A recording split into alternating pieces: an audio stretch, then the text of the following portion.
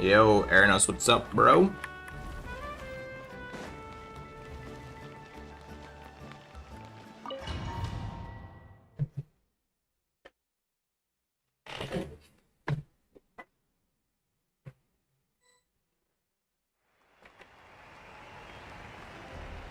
Can you hear me, Ernos? Genshin, I see.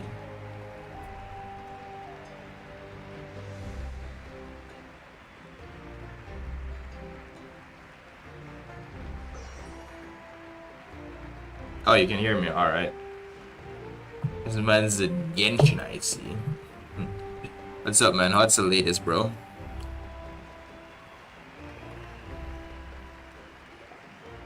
Just a moment, great hero. Before you set out on the parade of blessings, please accept these feathered accessories. Feathered accessories?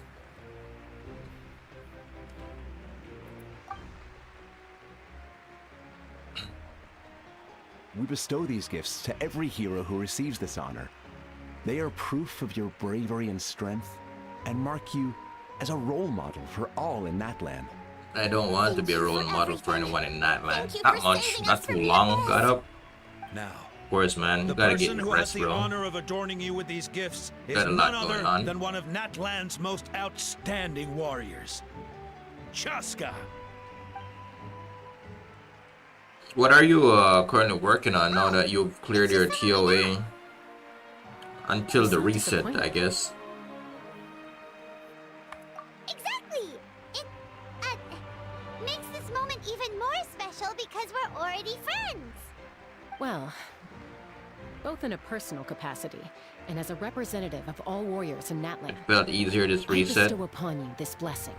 Been a while since I was able to clear it with one May your character, so flame you are forever right. burn, pure and bright. With At us least- by your side. Yeah, it's been a while since I've been able to clear it with one character. Time to embark on your parade of blessings.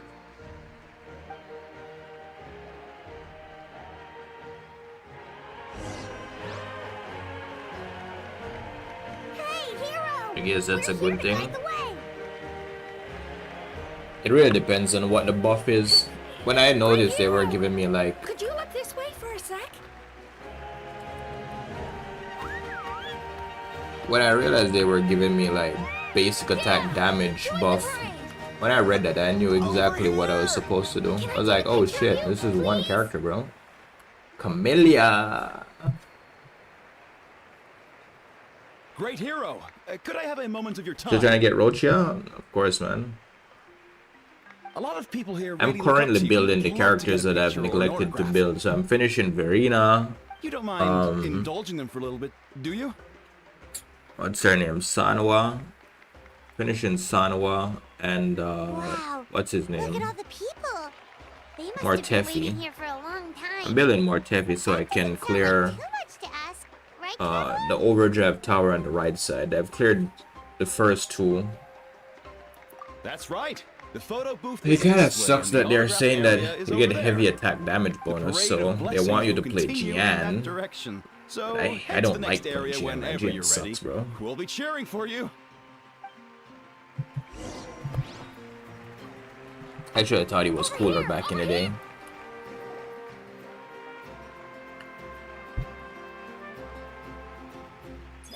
Yes, that's it. Thank you. You don't think I can clear with C0 Jian? Interesting. Interesting. Oh, that pose is perfect. Such a precious memento. Wow, it looks great. Can I have one more photo? There's something interesting Just about the one note. more? You know I'm all for the Jian bandwagon, but I've tried that right tower a ton and still haven't gotten it. Really? It's okay. One is enough. One is more than enough. You're only like boosting my ego right now, bro. Now I feel like I have to clear it This is for going you. straight into the next issue. But maybe you got the skills that Thank pay the you, bills. Hero. Thank you so Yeah, much you for saying that to everything me does you've make done me for feel like I Natlan. want to try even harder to clear it for the both of us. And you know how I get when I say That's that. all the film. No more pictures, everyone. Huh? Aww. We can't keep our great hero here forever. Thank you for your participation and your understanding, everyone. Wow. Everyone's so enthusiastic.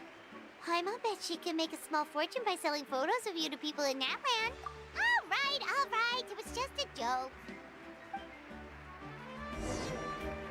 There's a bunch of people waiting for you here, too. Woohoo! So this is what they want me to do? Go around and take picture with people? Line up, everyone. Single file, please. The hero will begin signing autographs. Maybe that's my plan all along. Bro, I have to chill, man. I already put myself to enough suffering playing that game, bro. With one character. Tumaini.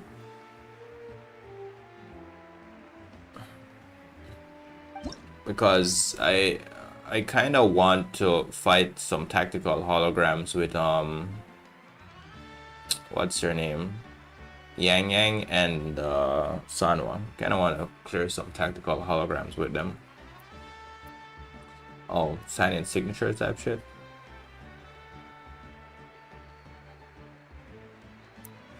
It literally gave me a fucking crayon, bro. Like, is this what we're doing over here? Thank you. It is hard. The prisms are the biggest pain. The prisms. That fight is, you start out, you fight the bear and the prisms, right? The prisms aren't the hard part. The first part, the bear, is the hard part in that fight. Because the prisms are easy with Jian, but the bear, you have to like watch out for his attacks because he hits, when he hits you, staggers you and he can kill you. And then I think the hardest part for me is the last part. It's not even the last part where you have those flies that like give the bear HP and you have to like kill the flies. Treasure this for the rest of my life. It's more like the hard part for me in that fight is the fact that I have to fight so many of them. And then fight the guy at the end, the bike guy, Infernal Rider.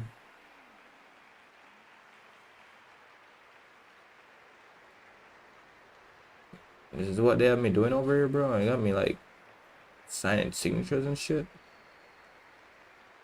They gave me a crayon. The hero's autograph? I actually got the hero's autograph?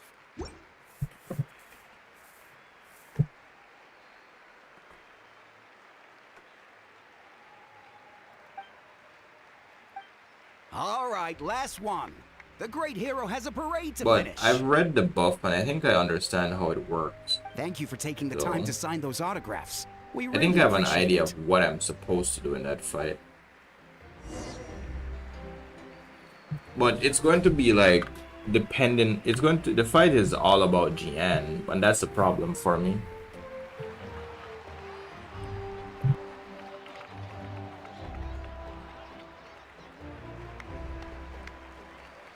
Sorry to bother you, great hero. I'm a messenger from the Scions of the Canopy. I know everyone's been curious about the hidden message behind Tumaini. Every ancient name has a story behind it and comes with a certain mantra. Usually, the Wayab reveal those mantras to our chiefs in a dream, but yours is still unknown to us. Oh, you mean like the lines the 6 heroes recited when they appeared? But, where do they come from? Is it something you have to decide, Traveler? And did someone set themselves aflame? I would set myself aflame. Only then did the universe know light. Oh! That was beautiful! I got it all down! That's the final element of your ancient name, right?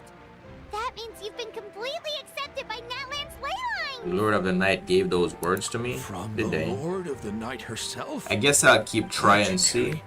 Truly legendary. What I'm thinking about running in their arenas is... let me see. You get 2 elements in there, I think. it's Arrow and Electro, right? You're here too, and you brought a bunch of friends. The thing is, oh wait, do I pass them? Yeah. Look, they're dancing. The thing is, they say that you get heavy attack damage bonus, Please. and every time you kill something or get like a KO, your What do you attack think, goes Traveler? up, Should we join right? them? Until the end of the game or something like that. So my guess is that what we should do is All right. just keep killing with Jian. So what I'm thinking about running is building more Tefi, putting him on the new, oh what the heck is going on? Put him on the new set that buffs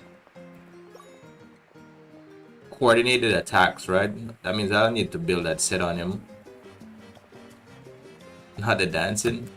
Yeah, and then I'm also going to use probably Yang Yang. I'm probably going to try that build first instead of Shangli Yao, because I might have to change Shangli Yao for him to work in there. Hey, not bad. You're a natural. Let's hear it for our hero.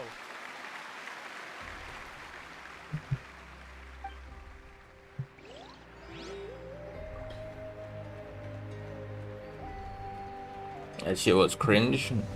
Man, I just like hit the fucking space bar and kept talking. We now arrive at the end of the Parade of Blessings. Let us offer the traveler our blessings one more time and give him a resounding round of applause.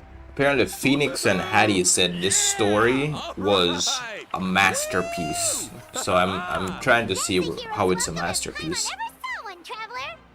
You deserve it, of course, considering the risk you took. Traveler, Paimon. Finally, I was looking everywhere for you. Citlali! Why didn't you come to the parade? Never mind that. I have something important to tell you. Come with me. This is a celebration though. Is she going to confess her feelings? I went to revisit the revelations in my dreams as soon as you came back from battle. But I couldn't fall asleep just anywhere. I needed somewhere private. I didn't want anyone to overhear me sleep talk or watch me contort myself into some weird position. What? Anyway, that's not the important part. Don't you have a house for that? It's about Mavuika's death. Her fate hasn't changed at all. What? Didn't you defeat the bad guy behind all this? Does that mean the war isn't over? No. The disaster is over, but my dreams never lie. That's why I came to find you. I need to know what I'm missing. Where is Mavuika right now? Did she tell you what she's planning? She said she was going to restore the Night Kingdom. Compared to fighting the Abyss, that should be pretty easy, right? Easy? Not so much. We can't restore the ley lines without the Lord of the Night. And I'm not sure she has enough Electro power to do characters it on her suck, own. so that's a no-go. The Lord of the Night is weak right now. She told us that herself, remember? Do you have restoring the Yinlin? ley I lines don't is remember simple. if you have Yinlin. If the Lord of the Night could restore the ley lines by herself, all Mavuika would need to do is tell her we won. Not even that. The Lord of the Night knows the ley lines better than anyone. I'm sure she knew of your victory before us all. Point being, this matter is far more complicated than the Archon made it out to be. We need to get to the bottom of this. Okay. Mavuika has accepted her death, remember? For her to let someone else dictate her end, there can only be one possibility. Which She is? must think the outcome of her death is worth it. The moment Mavuika used the Ruler of Death's power, death was demanded in return. Not necessarily as repayment for her aid, but as a rule.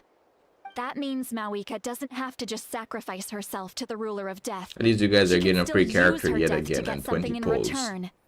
Which free character is that? Then let's get going. Where do you think she went? Could it be where we found the source mechanism? The Lord of the Night should now You be should able just to give us appear Brent for anywhere in free. Natlan. What we need to know is where the Ruler of Death can be summoned. According to the Lord of the Night, the Ruler of Death is one of the Shining Shades, an extremely elusive figure. Even woven scrolls dating back thousands of years have nearly no mentions of her. Right! Xbalanque In created Genshin, I'm the talking rules of about, my Natlan by bad. borrowing power from the Which ruler free of character death. we're getting in Why this didn't game? these mattered before? Wait, I only know do you about the think 20 Xbalanque pulls. could have met the ruler of death in Cinder City? The one they call... Natlan? It's very Chachka likely. Natlan. After all, Natlan was built on the site of a previous dragon city. It's known as the first city of the Pyro Archon. Alright, then let's head over right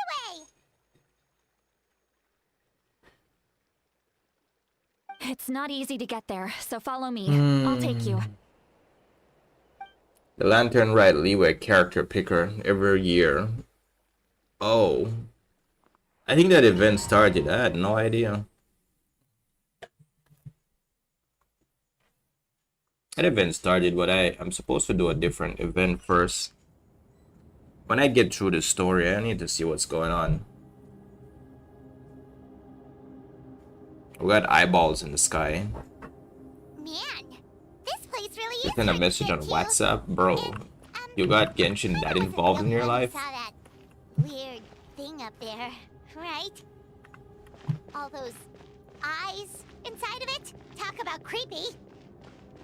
I believe that's how the ruler of death keeps an eye on Tevat. Quick, I can't this jump, way. I can't We're almost sprint. there. Look, it's Mavuika! Yo, babe, what are you doing here? That's when I was obsessed and addicted. I have grown weary of the endless wait. The fate of this land is of no interest to me anymore. However, you humans managed to meet the expectations of the heavenly principles. For that result, you deserve praise. Mavuika, as the price for using my power, I shall now bear witness to your death. And with you, the war that your nation has waged for more than 1,000 years shall meet its end. Mavuika! You got here sooner than I expected. What are you doing? Closing the final chapter on the plan that has consumed Natlan for 500... No. For the entirety of our history. We've eradicated the Abyss from Natlan. But its Does it include the new power remains in Animal world 4-star, I beyond think? Tevat. Tremendous and Yanlan? unyielding. Only by completely restoring the Night Kingdom can we defend against its corrosion in the long run. But the architect of the Night Kingdom is near her end. She lacks the power for such a task. And worse still, if her life force is depleted, the rules of Natlan disappear along with her. We have no need for the Ode of Resurrection right now. But it remains Natlan's strongest defense should the Abyss return one day. So, Alright, Ernest. you're planning to... Yes. My plan is to once again place my life within the sacred flame. 500 years ago, I gave my life for the chance to be reborn in this era. A chance to see all my plans to completion. And now, to sustain the Lord of the Night, I will give my life once more. I respect your decision, Mavuika. But this method requires an immense sacrifice. The flames of your life force are exceedingly strong.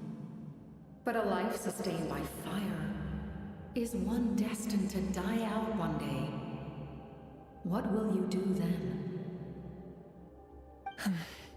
I've thought about that. With the Abyss out of the picture for now, the Sacred Flame's power will be consumed at a much slower rate. My life force should be able to sustain it for another 200 or 300 years. Future Pyro Archons will continue to seek new sources of fire. As long as Natlan's legacy endures, the Night Kingdom will survive, impervious to the Abyss. Once again, you place hope in the hands of the future.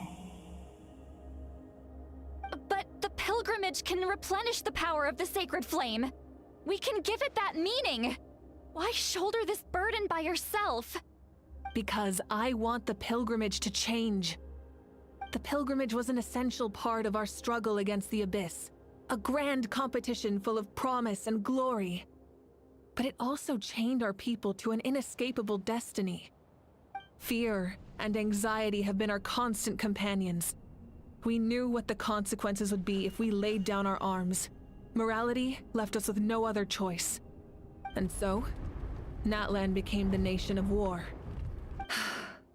This is where Xbalanque defeated the dragons and granted our people the liberation of their flesh. And now, in the same place, I have the chance to grant them the liberation of their spirit. There will be no war, only competition. One fueled by our dreams for the future, rather than a desperate struggle for survival. A new future deserves a new meaning. A chance to take a definitive step forward. Very noble indeed. But what does any of this have to do with you? You speak of duty, but not yourself. In my eyes, Mavuika, you are not inherently special. A child of Natlan among countless others. Yes, the situation is urgent, and the ley lines must be restored right away. But it is too heavy a burden for you to shoulder alone. That is where we differ, Lord of the Night. You see all humans as the same, but I understand what it means to be a leader. A leader is swift and decisive in the face of reality. Someone capable of making the right choice even when there are no good options on the table. Sacrificing the remainder of my life to help Natlan overcome this crisis. That is the right choice. After all, leadership is built on the trust of ordinary people. Without them, there is no Archon. The people look to their leader to make the world a better place and stand up for them when it counts. For that reason, I must see my duty through to the very end. But what about you, Mavuika? You still haven't talked about what you want. Is it that unimportant to you? It's not important, Citlali. There is nothing more important than protecting the future we built together.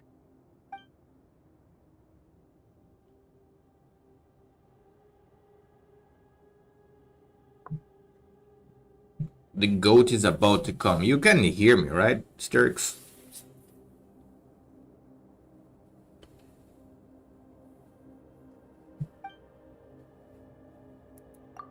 It's time for Natlan to enter a new era, and I know that she wants to fulfill her duty as a leader. But, yeah, alright. How are you today? How are you, Chip, if you're still here? Let me, I forgot to post this in my Discord. Let me post in the Discord that I'm now live.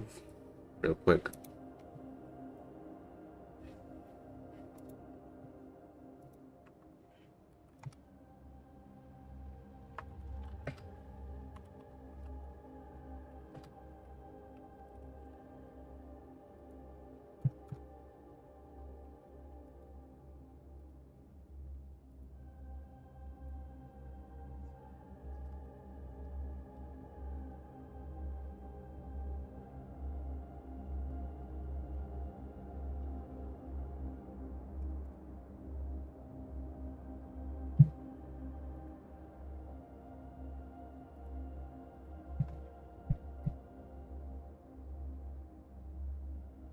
Alright, I am back.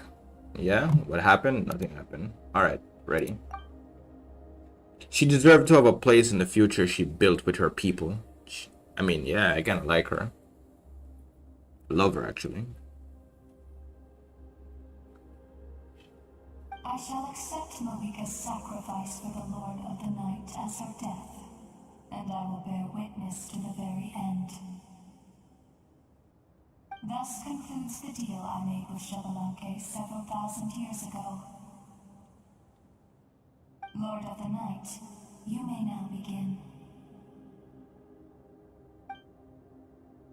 Who is your favorite Natlan character? You're looking at her.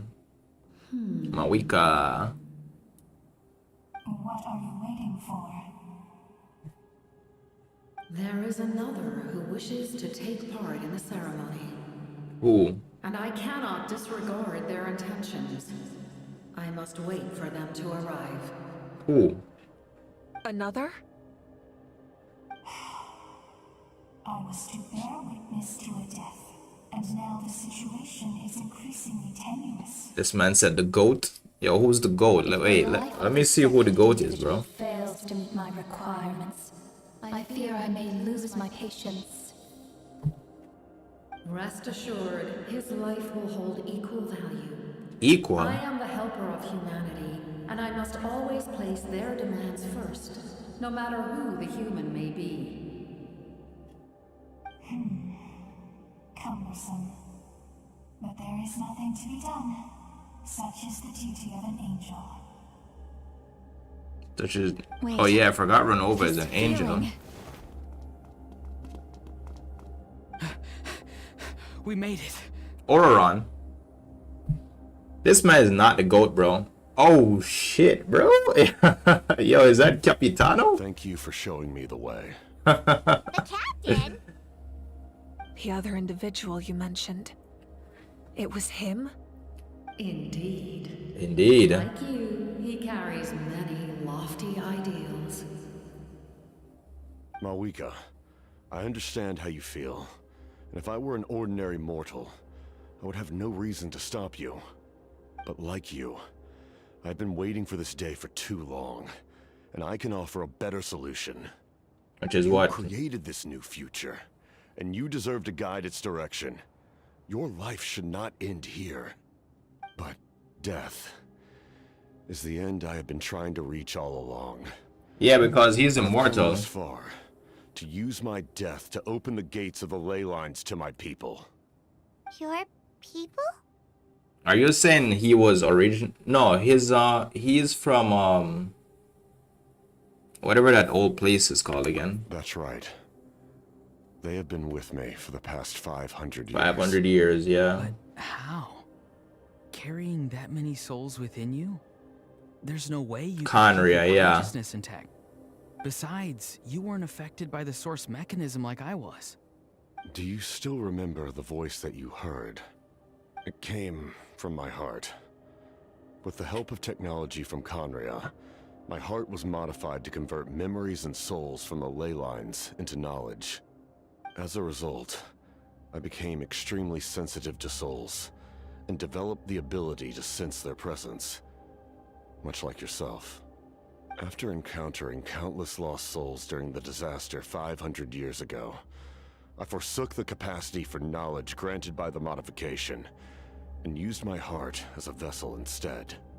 The lives of my comrades, as well as many Natlanese, have been stored here ever since. And you want to send them home? Yes. Send them to heaven. The ley lines will not accept them. But by merging my existence with the Lord of the Night, I can become master of the ley lines and change the rules entirely. He expressed this to me, and I agreed. The captain envisions a kinder and fairer set of rules for humanity. In addition, he aims to challenge the authority of the ruler of death. In a word, his goal is revenge. Revenge? After all, it's because of her that I bear the curse of immortality, the curse of absolute life. I now understand that which you seek. I understand. Then, bear witness to my resolve and hatred. The people of Conria committed grave sins, and for that, we were cursed to suffer endless physical torment, cursed to witness the demise of everything we held dear. But most of us were innocent. Most of us knew nothing of the Five Sinners' exploitation of abyssal power, myself included. If I sacrifice my life for the Lord of the Night, you get the death you desire. But at the same time, the curse of immortality would negate the very death you seek. Left unresolved, that paradox could uproot the natural order of this world. Even you, great ruler of death, lack the capacity to bear the consequences of that outcome. Your curse is now the tool with which I will overturn the oppression of the gods. This is my challenge to you. Forsake one of your rules. The choice is yours. Your new heart has limitless potential, and you have wielded it with bravery and honor. I grant you the title of Sentinel Knight. Like the 4 pillars of strength, you will continue to safeguard the glory of Conria. The glory of Conria. Our land, our dignity, and every comrade who fights alongside us. The Night Kingdom is almost destroyed. Our fallen soldiers, your comrades, they have nowhere to go. Huh? What are you doing? Are you taking all their souls with you? You're just an ordinary person. You can't bear that kind of burden. No hero should have to wander alone.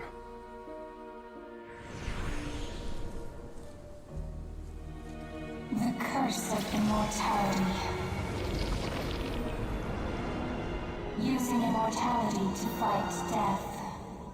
Using my rules against me. Make your choice. Reject your rules. Or allow me to trigger the paradox. The curse of immortality must stand.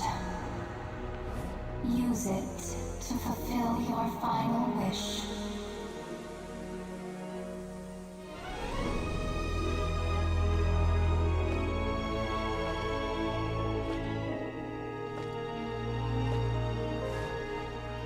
Well fought, my lord.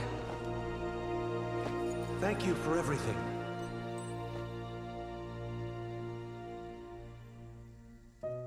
This time, let's go together. Yes. Let's go together.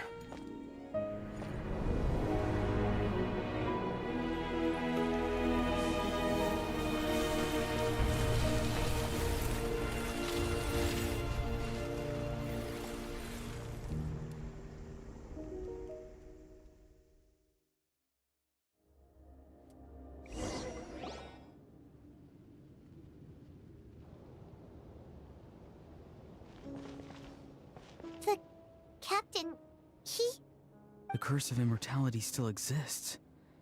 Does that mean the captain will never move from this place? Lord of the Night, is the captain still with us? There is no need to pursue traces of him. For those cursed with immortality, release from the mortal coil is the greatest form of peace. Even so, please pass on my gratitude. His long journey has finally come to a close. I suppose this is a happy ending for him. I cannot imagine how much pain he endured over the past 500 years, or how much strength it took to never stray from his goal. There's something I've been trying to figure out. I don't think I ever saw him sleep. I tried to ask him about it on the way here, but he didn't answer.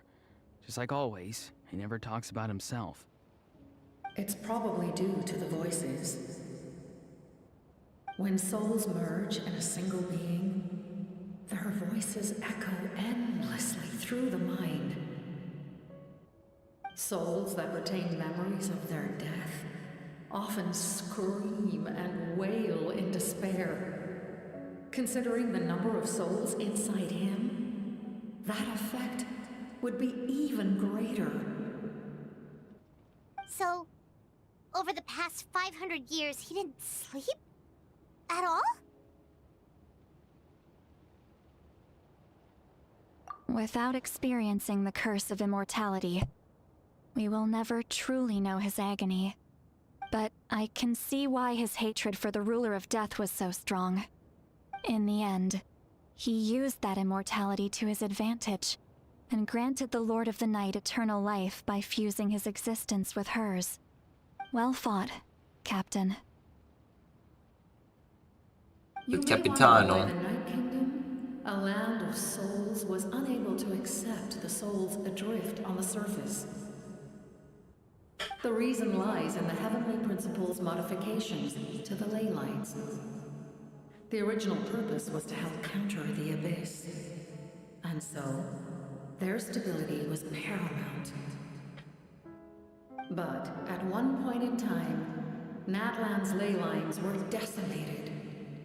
Even after reconstruction, the rules needed for the Ode of Resurrection made it impossible to reconnect the ley lines to other nations. That unique quality is precisely what drew the captain to Natlan. Did he try the same thing in other nations?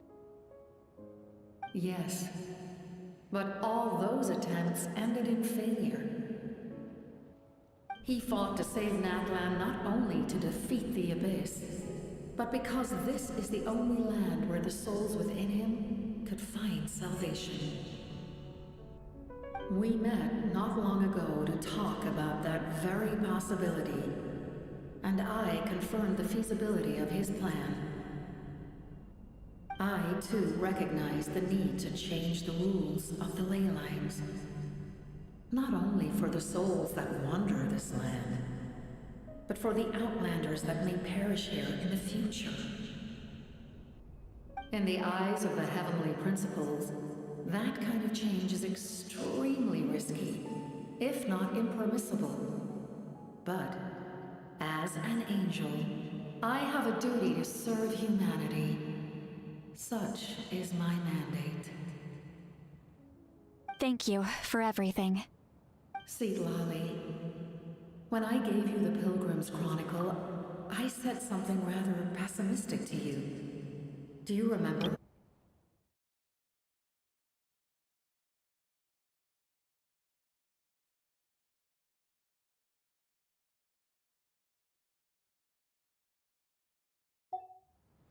How many years of life are enough? 10? 100? I thought it made no difference. But now, I have the chance to live forever. I am immensely grateful to humanity for this gift, and I am deeply sorry I thought so little of it in the past. You don't need to thank us. You bear a heavy responsibility. Heavy? No. That responsibility is the purpose of my existence. Farewell, humans. Creators of miracles. A new era awaits you. Looks like she returned to the Night Kingdom. So, this was the captain's goal all along. He fought to the end for all those souls and challenged the rules of the world in the process. He was an outstanding warrior. He took on a burden that was meant for me and even brought about a better outcome. It would seem I lost this duel. He was right. Natlan needs a leader to guide its future. If not a successor, then that responsibility will continue to be mine to bear. Yo, what's up, life? But for now, let us pay our final respects to this fallen hero.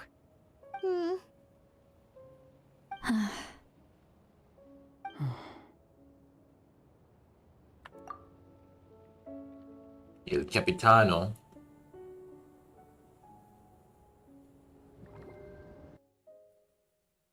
Zup, I'm just chilling, man. How you dealing with the cold, bro? To my sister, Hine.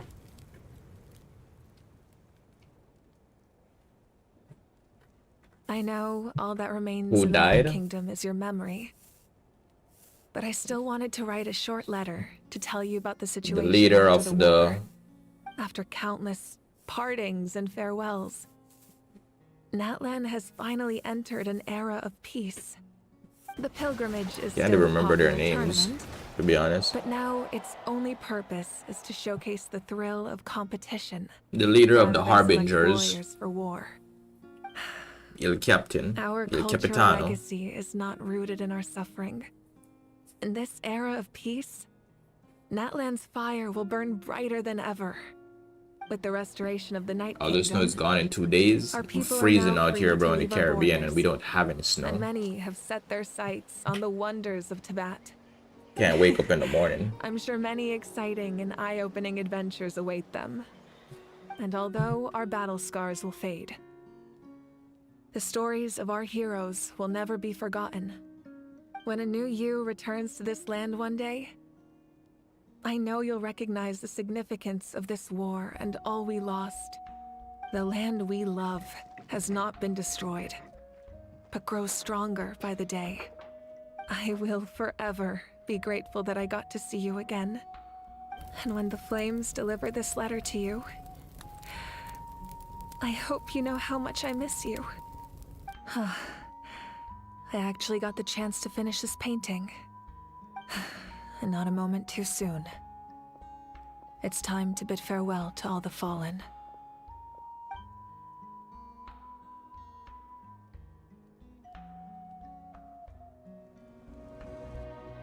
The conditioner wasn't doing none. How is building your Mavuika, bro? How's it going?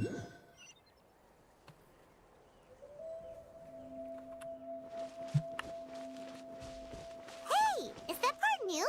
Paimon's never seen it before.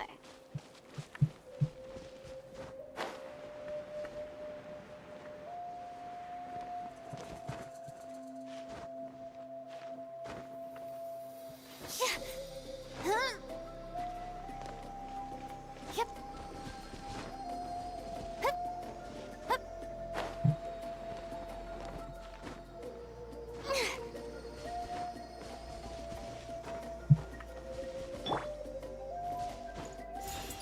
She's taller. It's alright, so the arts could be better. True. I think that's what I spend most of my time doing now, just farming arts.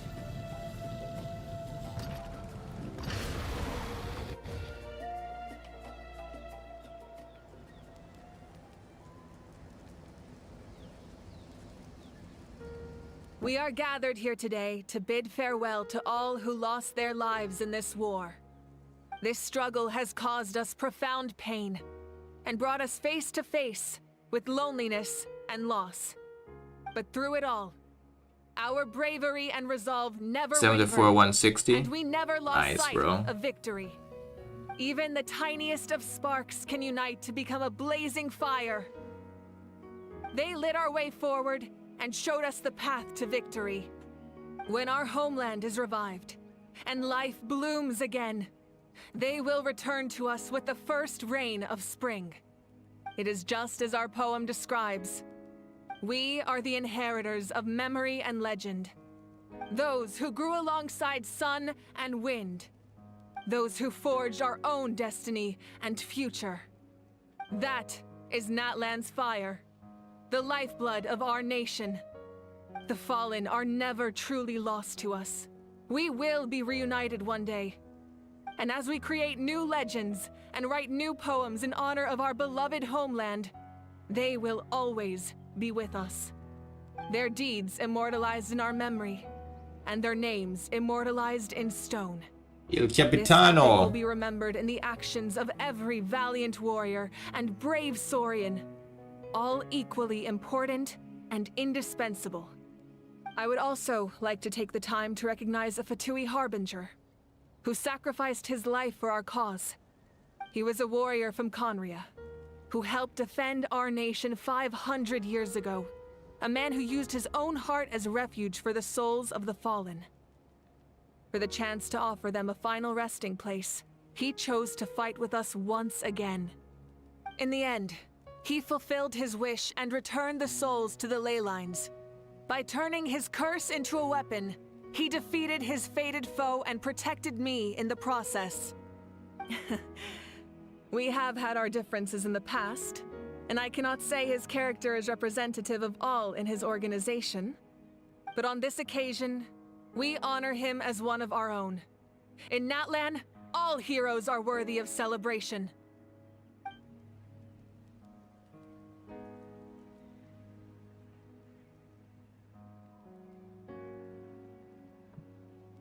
That Spring's Premonition is goated. Wait, what is Spring's Premonition? It's actually good that they actually did voiceover for this scene though, or these characters with all the strikes going on. It would kind of be like, it wouldn't have the same impact if I had to read it. Ah, our hero's here. Is there something you want to discuss? Oh, so I guess we're done with Natlan's story. The forces of the Abyss have always sought to corrode Teyvat. The ley lines were created by the Heavenly Principles, and it's only with their protection that Teyvat is able to nurture all forms of life. If the Abyss had free reign, this world would become a living hell. We saw that for ourselves. Any attempt by humanity to harness the power of the Abyss is met with swift punishment. The Heavenly Principles and the Shades show no mercy in that regard. That Welcome back, unbending Ernest. approach is also the source of great sorrow and hatred. The situation goes beyond a simple discussion of right versus wrong. Perhaps the truth will reveal itself during your future adventures. Yeah, I think I've seen it live. About the Oath of Resurrection somewhat taking effect before victory. Oh, isn't it obvious? The Oath of Resurrection didn't take effect at all. Your own strength is what allowed you to keep fighting, as well as the moral support from everyone in Natlan. Still, moral support is also an important, if underappreciated, effect of the Oath of Resurrection. So we're done with the story in Natlan, so now we just have to wait for, what, Snezhnaya? Now the Fatui Harbinger is down 2 people. 2 of them died. So the Tsaritsa is down 2 soldiers. It's 11 Harbingers in total, right? So it should be 9. I'm actually wondering what they're going to say when they hear that Capitano is dead. The captain's subordinates sent us a letter he left behind. After our duel at the stadium, he asked the Tsaritsa to remove him from the responsibility of obtaining the Gnosis, and his request was granted. The captain respected the outcome of that match and refused to violate his principles. But since this is the final Gnosis, I doubt that Tsaritsa will let the situation stand. Perhaps a replacement Harbinger will be sent here soon. I'll make sure to be prepared. Where are they going to send? That's a good question.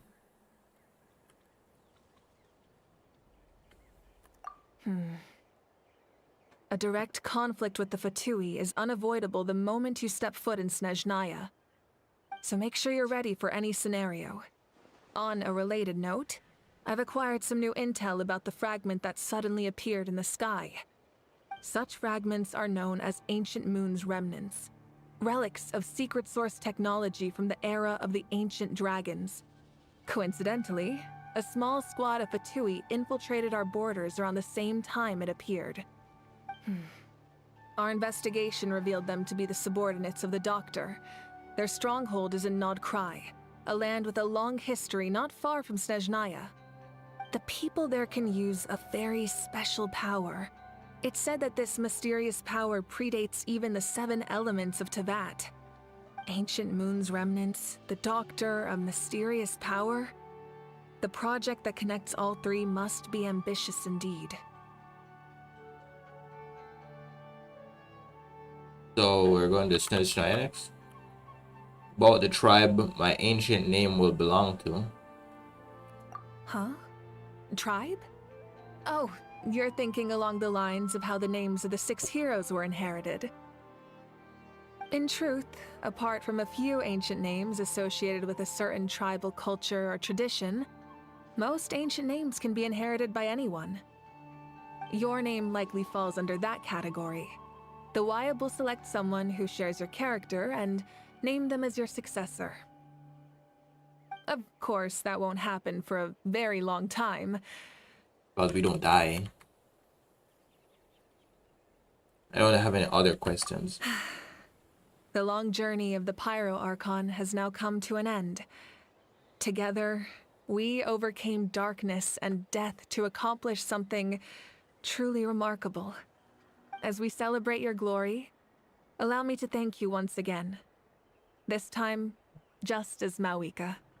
Thank you for the respect, understanding, and support every step of the way.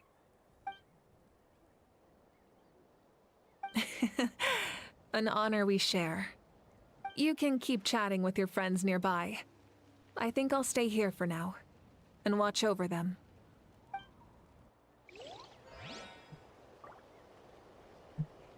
Chat with friends or my friends.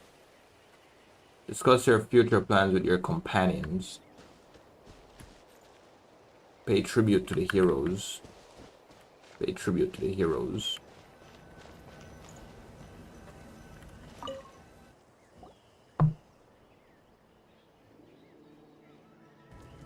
What are you thinking about, Traveler? Oh, the battle, right? Even though we won in the end, it cost a lot to get to this point, huh?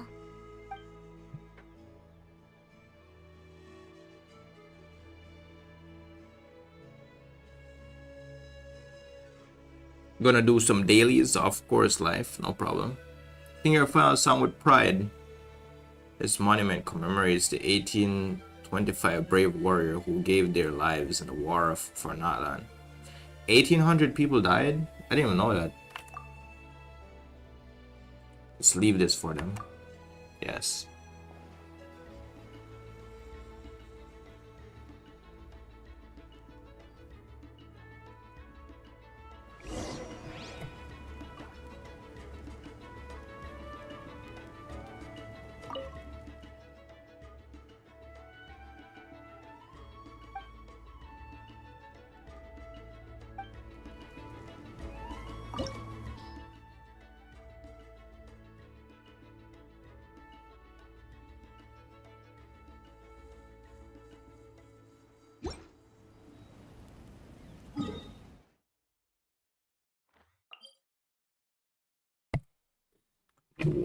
The Wayward. Alright. Now we're done with that. I would like to do Citlali's story, but I can't sit through any more dialogue, to be honest. I need to do something.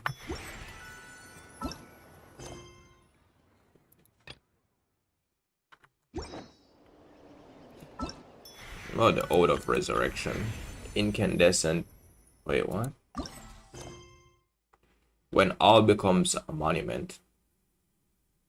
Wait, we're not done? Oh, look. Embark on new adventures? It's time for another adventure?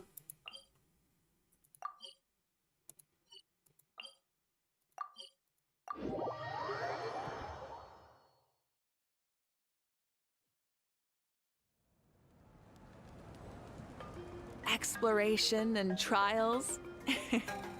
Adventuring is right up my alley.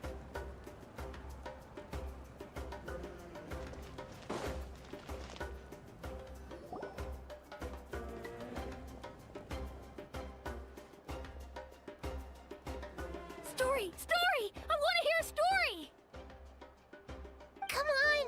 Tell us! Tell us! Well, you kids don't miss a beat, do you? All right. You can be the first audience for this new tale. Let me know what you think. Now, where to begin?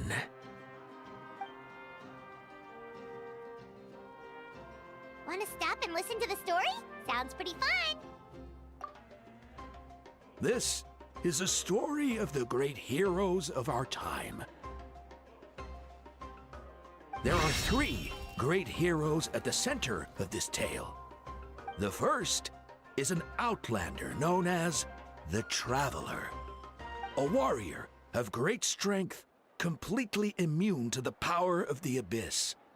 Most importantly, the Traveler is kind and brave, someone who treasures those around him. You could call him a natural-born hero. Yeah, he's super strong. Tell us more. Hey, just let him finish the story.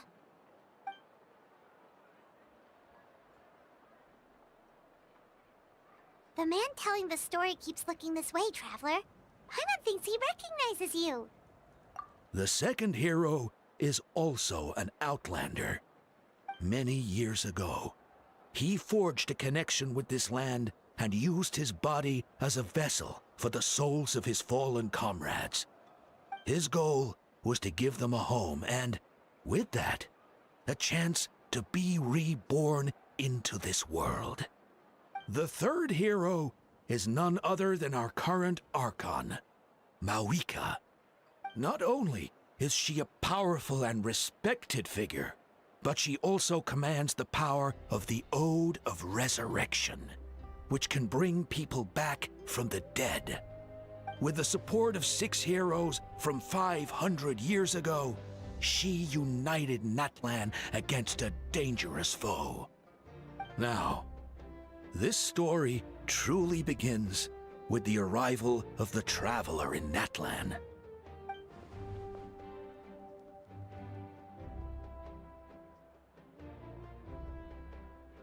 Under his guidance, Kachina performed exceptionally well in the pilgrimage and earned her chance at the Night Warden Wars.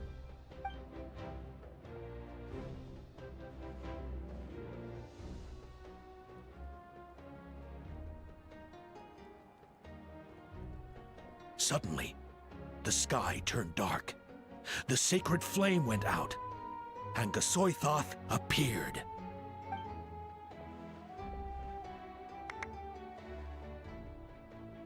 Everyone gathered at the stadium and sang the Ode of Resurrection together to send their support to the furthest corner of the Night Kingdom. Hermione became known by all, and everyone began reciting the words that defined its message. In the beginning, there was darkness, until someone set themselves aflame. Only then did the universe know light.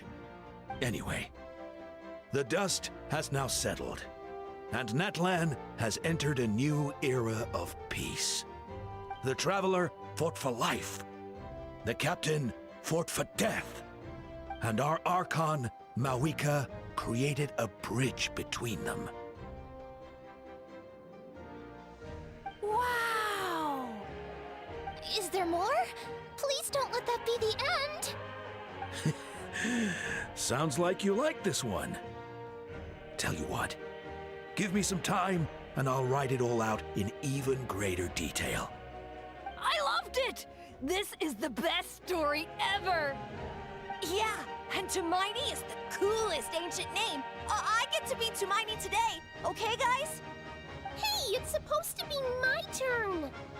No, it's my turn! No, it's my turn! I get to be Tumaini today! So, no one wants to be the Pyro Archon anymore? Sounds fun! What do you say, Traveler? Wanna let Paimon be Tumaini for the day? Alrighty then! Let's go, Paimon! A new adventure awaits!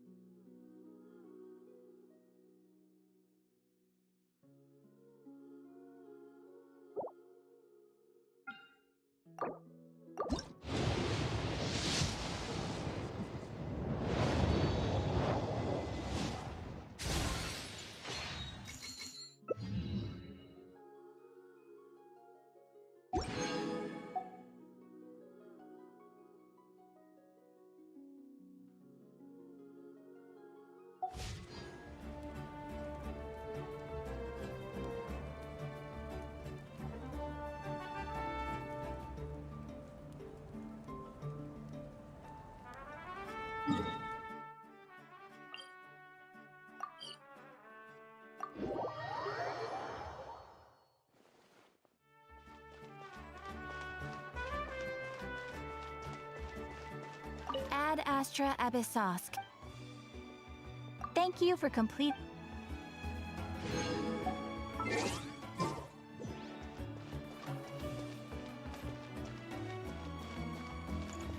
Ad Astra Ab.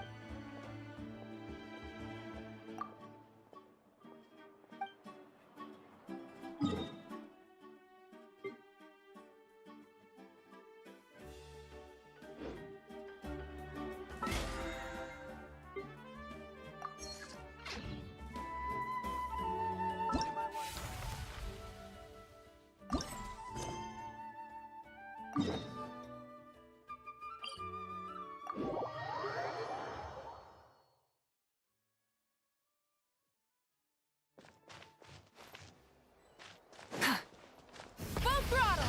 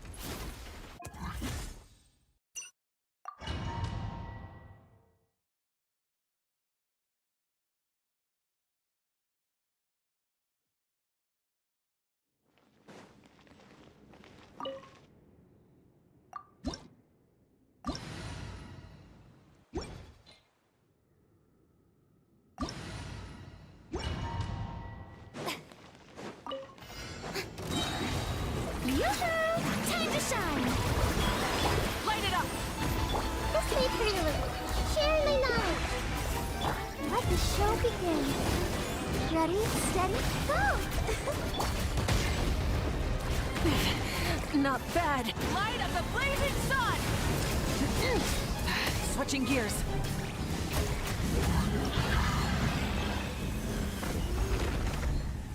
Incinerate!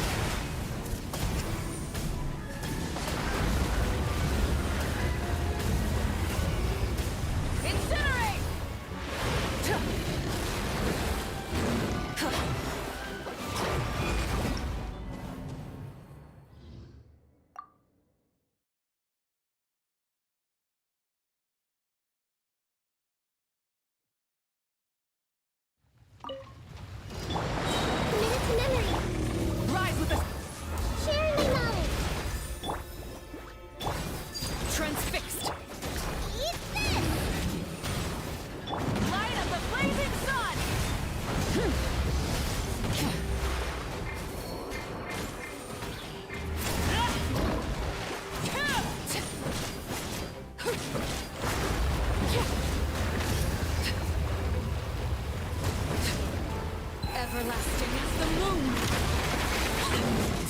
The hearth.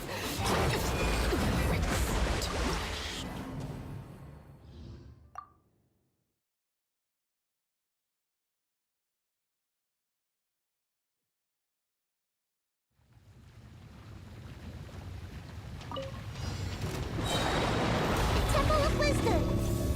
Hey-ya! Nice and spicy! Light it up! Pyroclastic surge!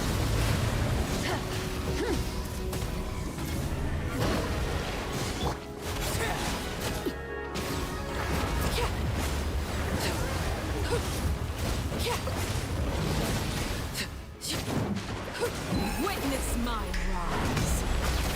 Laid bare. Burn it down! Wrath from the sky!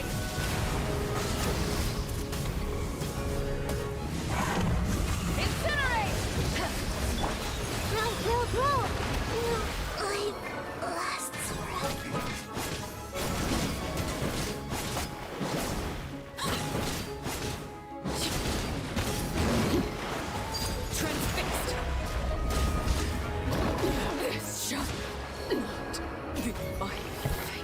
probably won't though since the video is 28 minutes long. Wait, what are you talking about, Ernest?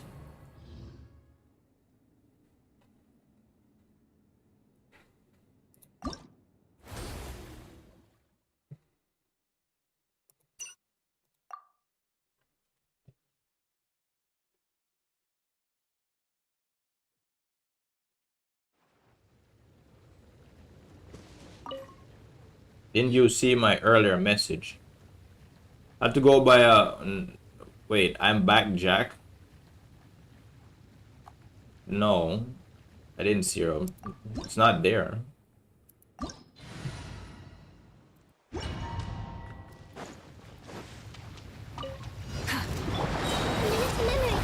Light it up! Overruled!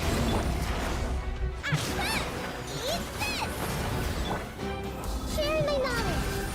Yes. Pyroclastic surge!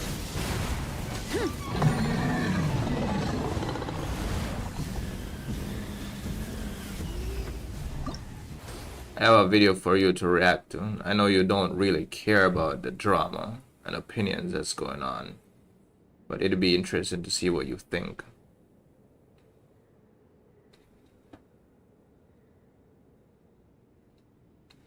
I mean, sure, maybe not on YouTube though, because these people love to copyright you, bro. I don't know, man. Or, you know what? Sure. Like, how long is it? You said it's 28 minutes, bro? That's a long video.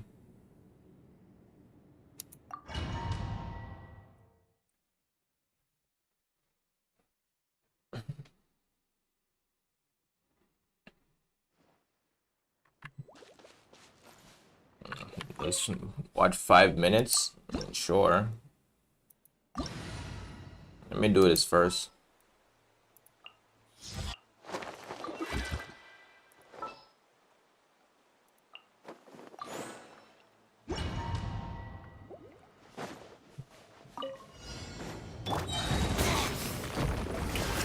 Burn it down! Just stay pretty little. Make yourselves at home. I'll protect us. Come on, we can do it. Wrath from the skies!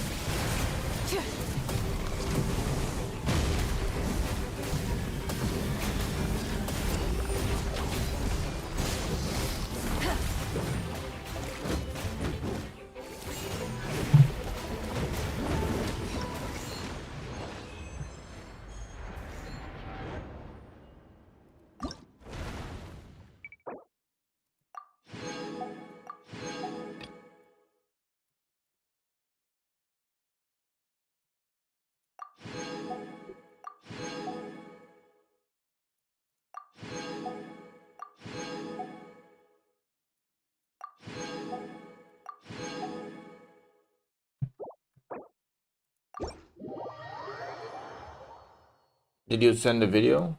Oh, you can't post any links. Then what's it? What's what the name is?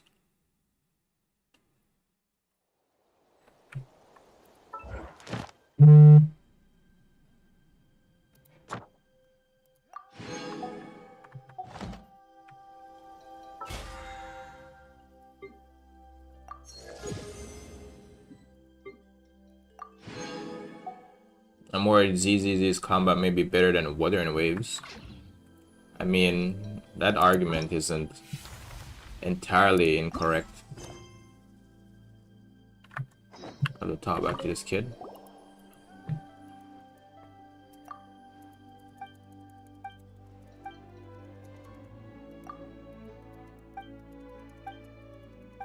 There is an argument there.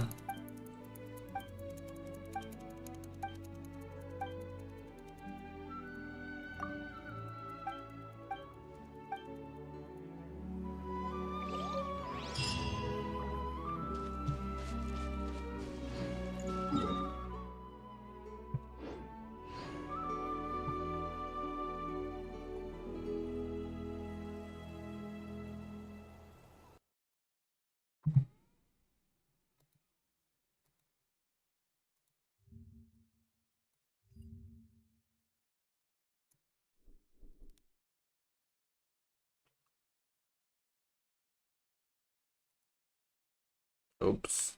I'm trying to open that. I don't never played Z, so I can't say. Yeah, there is an argument there. That's the reason why I played it, because of the combat. The combat is really good.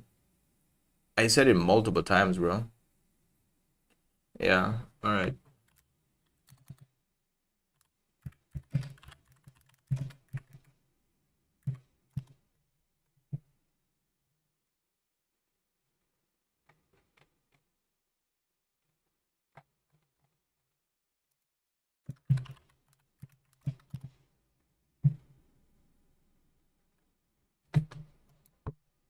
There's an argument there. I think in the end what I settled it and said was it's good in different ways, right? I didn't necessarily say one is good or bad, or one is better than one. What I said was that in ZZZ it's really good because of how the characters are designed. Like, you have to play 3 characters, right? And when you synergize with them, like when you swap them in, that's like peak, right? Where in Wuwa, you can do most of the content with one character, but the dodge window is actually different. In both of the games, the dodge window is different and feels different. In the east, but ZZZ is really good. I won't deny that. Stay on the lookout because markets never sleep. FX Pro. Hey, it's your resident combo-obsessed bestie, here to say, nah, the title isn't rage bait. I'm genuinely worried, because a few months ago, I would have said Wuthering Waves and Zenless were on equal footing when it comes to their combat. But that was around launch, before I'd spent hundreds of hours with both games. Now, however, I'm not so sure, because I've been struggling with the fact that something about Wuthering Waves combat just doesn't feel quite right. My head says I should love Wuthering Waves a lot more than I do. I mean, in theory, it's right up my alley, but my heart has just never been in it. And I've had a single question rattling around my brain drive me crazy for months. Like, why is it that even though on paper Wuthering Waves has more depth than ZZZ, in the practice the combat feels less cohesive? And the more I've thought about that... That's it. That is it. That's true. That's true. That is true, Aranos. The cohesiveness, bro. You remember when I said swapping the characters feel better? It does. When you swap the characters, bro, like, and do like the assist chains... Dude, it's peak 100%, bro. It feels so good in this game. Is wrong here. Knowing myself and the lifetime I've spent playing games like these, I have to wonder if what's causing that feeling is the possibility that Zenless's combat is just flat out better than Wuthering Waves on some level. In so many other ways, Wuthering Waves is beyond brilliant. It's the Marvel rivals to Genshin's Overwatch. It's like everything I know I've been asking for years. That's true, that's true. It's certainly not a 10, and neither is Zenless, but Wuthering Waves is a very good game, and for a decent amount of my friends, honestly, I'd recommend it over Zenless. Because, you know, Zenless is great. Obviously, I'm a fan, but it's still... Bro, Zenless is hard. Yo, Ernos, let me say, Zenless is hard, bro. It's harder than Wuwa. Alright? Because in this game, you don't have healers. You don't have healers, and the game is not designed for you to play with healers. You have to, like, you literally have to keep playing, like, keep dodging. That's why people get cooked in things like Wither and Garden Core and stuff. Like, you have to dodge, bro. You know, in Wuthering Waves, like, you can challenge yourself. Like, the game is easier when you use 3 characters, right? But in Wuthering Waves, and I did agree when Foxhole said this, you get healers in Wuthering Waves, right? And you get healers to heal your characters. In this game, you don't get any. You don't get any for free, and you don't have any to wish for. I think they're just going to add, like, their first healer in the game, right? So you have to play and swap your characters. You have to use the assist to keep your characters alive, because when they die, they die. And then you have to start over. Much of a capital G gacha game, whereas Wuwa is progressively feeling more like a game that just happens to be a gacha. The fact that it's a vibrant open world as opposed to a menu simulator definitely helps, but I'm realizing the combat is maybe one of the biggest factors holding back some of its true potential, which probably sounds wild. However, the combat is not what's holding back Wuthering Waves potential. It's what's carrying Wuthering Waves. The combat in Wuthering Waves is what is carrying the game. 100%. To some of you, because Wuthering Waves combat does feel great. Well, as well as other stuff. Like, for me, it's mostly the combat, but like the open world exploration is amazing as well, right? It's phenomenal, bro. It's beyond words. And the characters are really likable in this game. The characters are also likable in Zenless Zone as well, right? Because they're so overly animated. The thing is, some people don't like the fact that they're overly animated, but I love the fact that they're so cartoonish, right?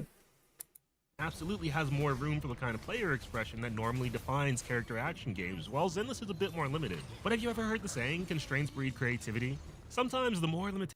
Bro, this dude is cooking with his video, man. This is exactly right. This is what I just said to you. But have you ever...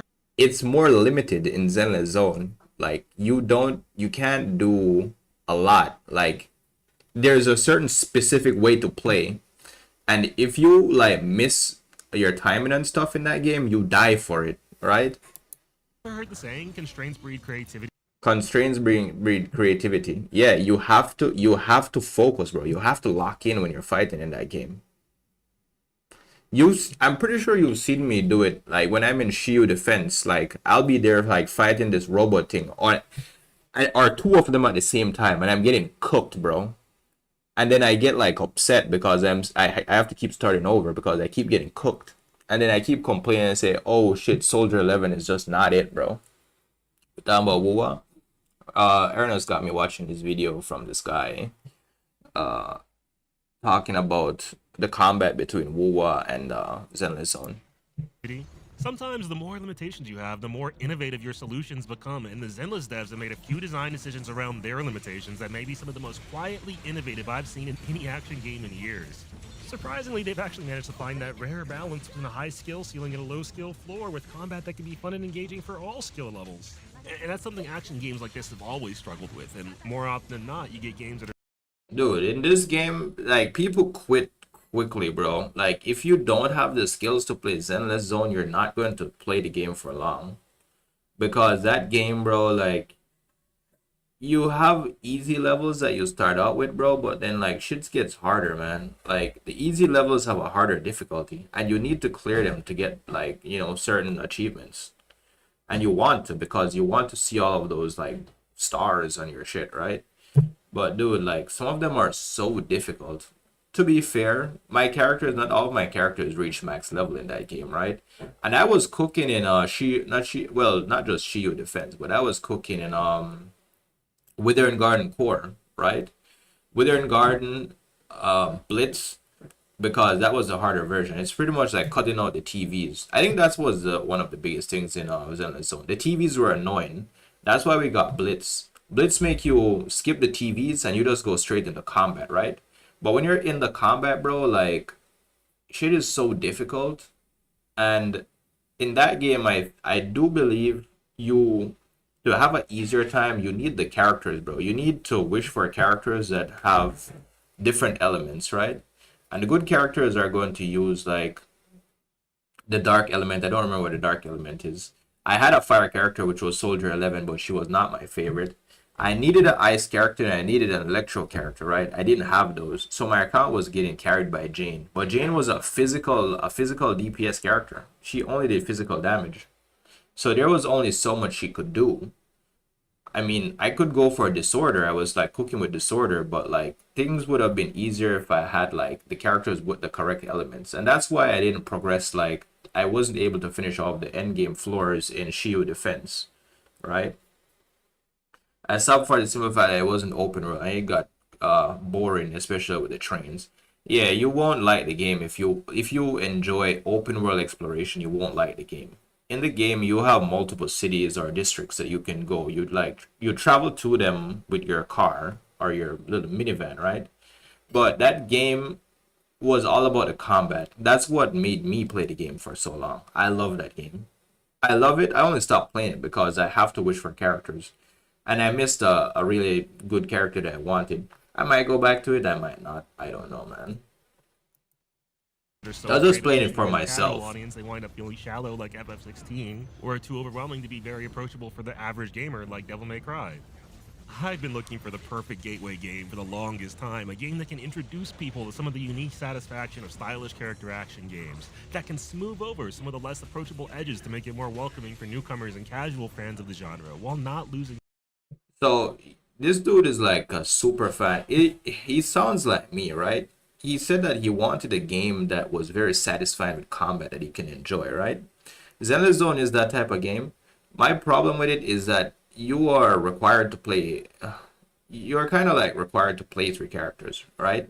Like I've seen people like clear stuff with one character, but I think you have to like wish for and have them like maxed out, like with their constellations and stuff, right? And then you have to use the appropriate element. Starting a game, you don't have all the characters with all the elements, especially like strong ones. They give you characters like Ambi. Ambi is an electric stunner, right? She's not a DPS. They give you characters like Nicole. Nicole is a support, and then they give you Billy the Kid. Billy the Kid is he's a DPS, but he's a physical damage character. You after 300 pulls, you get a guaranteed standard of your choosing. Yes, that's 300 pulls though. I've played that game for months and I didn't reach 300, even though I wanted Nekomata just because I like the character, right? But there are good characters that were in there, and then like all the good limited characters, bro, they were so hard to get, man, because of this. It's a HoYoverse game, so it had everything that Genshin does. It does the same thing. The only thing, the game is just better than Genshin 100%. As in, like, you get like when you're rolling on your discs, which are artifacts in this game, like you can choose the elements you want, that type of shit, or choose the stats. I'm saying elements. You choose the stats on disc and shit, right? Sight of what makes these games so much fun for those of us who love exploring the depth in these combat sandboxes, and I think I may have finally found it in Zenless. While on the other hand, Wuthering Waves feels a bit lacking, which is where part of So everything that he said that he liked about that game is the things. That's what I chose about Wuthering Waves, right? When I started gaming again, bro, I always look for really difficult games, like hard games. If you even watch the intro on my channel, you'll hear me say, yo, I just play difficult games. I play games on hard difficulties until I stop, bro, because I don't like games where you can choose the difficulty. If I have to choose the difficulty, I'm just going to play the game for the story, and then that's it, right? I'm not going to like put it on super difficult or apocalypse type of difficulty, right? I'll only play those type of games for the story. So that's why I played mostly Souls games, because Souls games come hard. Like, you don't choose the difficulty. They put you in a world, the game is difficult, and you have to like figure out how to like survive, right? The funny thing is, the first one is your hardest one. When you get used to the first Souls game, you can play all of them. You can beat all of them, right? They become easier. This game, Wuthering Waves, when it came out, it was like Souls level type shit, right? At first, I was using 3 characters, until I realized I didn't have to use 3 characters to make it harder. And then like that's just my type of thing, bro. This game was the perfect balance. It's open world, it's gacha, it has amazing characters, and you're allowed to play the game with way more freedom, like however you want, right? You can play with 3 characters and just stomp and shit, or you can just play with 1 characters and suffer. And that's what I chose to do. That's why I enjoy this game. That's why I play Wuthering Waves, right? where my concern comes from, because again, I do like Wuthering Waves. It is a really good. But he is correct when he said that the swapping of the characters and the cohesiveness. This is why, like, even though I understand the quick swap method in when what people use in TOA, it never felt right when I did it, right? I never feel like I can get used to it. That's why I keep saying I'm not good with playing with 3 characters. Because in Zenless Zone, you're playing, bro, they work well together, bro. You do a certain combo, you build up a certain gauge, and you know that this attack is going to trigger the swap, right? Then you bring in another character to do this type of thing. They do their attack, a swap comes up, you bring in this character to do this thing. It is like a well thought out and well built system, right? In Wuthering Waves, it's either like you build your concerto to swap your characters, or you just swap them without like any form of gauge or anything, right? And that doesn't feel the same. It doesn't feel the same, and that's why I don't enjoy playing 3 characters in this game. I just play 1 character. All right, give me a sec.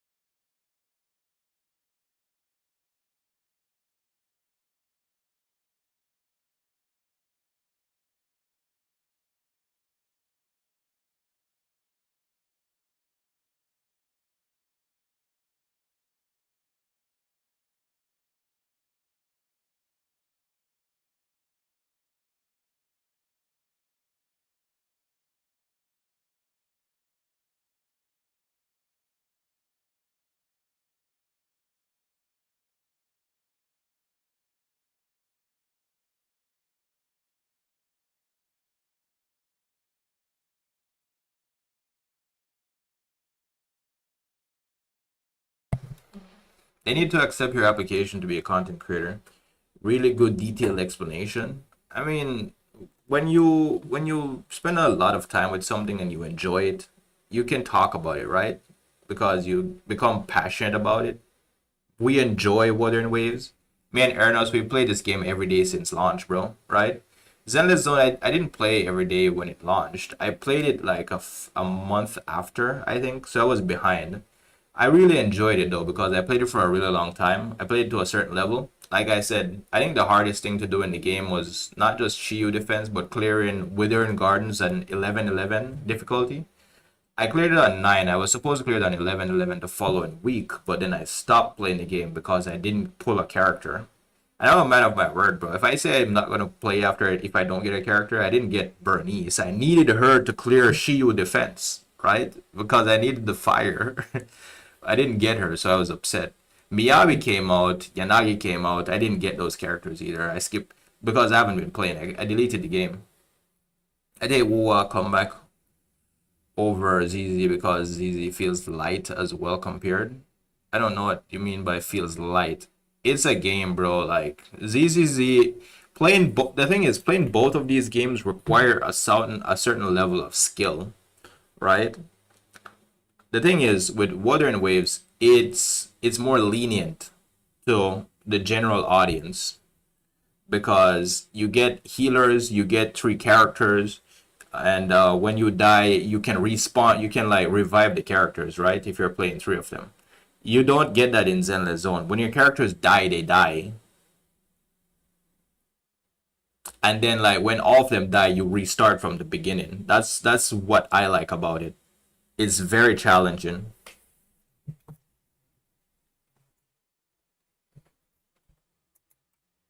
Good game, but the difference between a good game and a truly great one is often a matter of degrees. So even though I feel like Wuthering Waves isn't quite there yet, it's really hard to put a finger on precisely where it's coming up short. And it's been hard to say if I actually love what Wuthering Waves is, or simply what I think it has the potential to one day become. So part of me...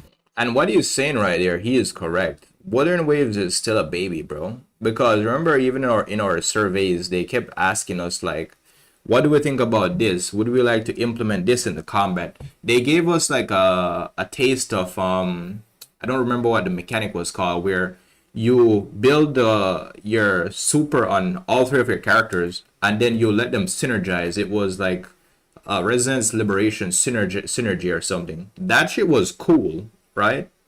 So they're like taking feedback and they're like slowly implementing it in the game. So what he's saying right now is that they're not there yet for him, right? But they have the potential to become even better, bro, because they take feedback from the community and they're tweaking the game and they're improving the game for the ultimate gaming experience of us, the players, which is really good. This could be yet another one of those action games that lingers on the edge of greatness forever without ever truly living up to it, which would be tragic. But True. Vague fears aren't really helpful, so it's time to get to the bottom of where the line is. Time to figure out what precisely separates good character action games from truly great ones. Please don't skip and listen to me. I am again Dunya, the mother of baby girl Lulujain. Can anyone... So hi, hello, Hecky G everyone, call me Casual. Welcome to the first of a series of videos where we'll be holding a magnifying glass up to the nuances of combat and two of the best and most accessible newcomers to grace the character action scene in years, to determine who's truly got the sauce to be the next genre-defining legend. The fact that they both happen to be gacha games is, mildly painful, but so was Final Fantasy 16 and Bayo 3 for that matter, so beggars can't be choosers. But in a way, it does only make everything these games bring to the table with their combat all the more impressive, and I'll say now that I've started putting serious thought into answering the question of the hour, I've got a vague idea of what the answer might be, and it's not the one I expected. Funny enough, I think a lot of the biggest hiccups in Wuthering Waves are thanks to some of the most seemingly innocent aspects of the game mechanics that I believe are holding back a lot of the game's potential. Mechanics that make the combat feel dull and repetitive, when by all rights this should be one of the hypest games on the market.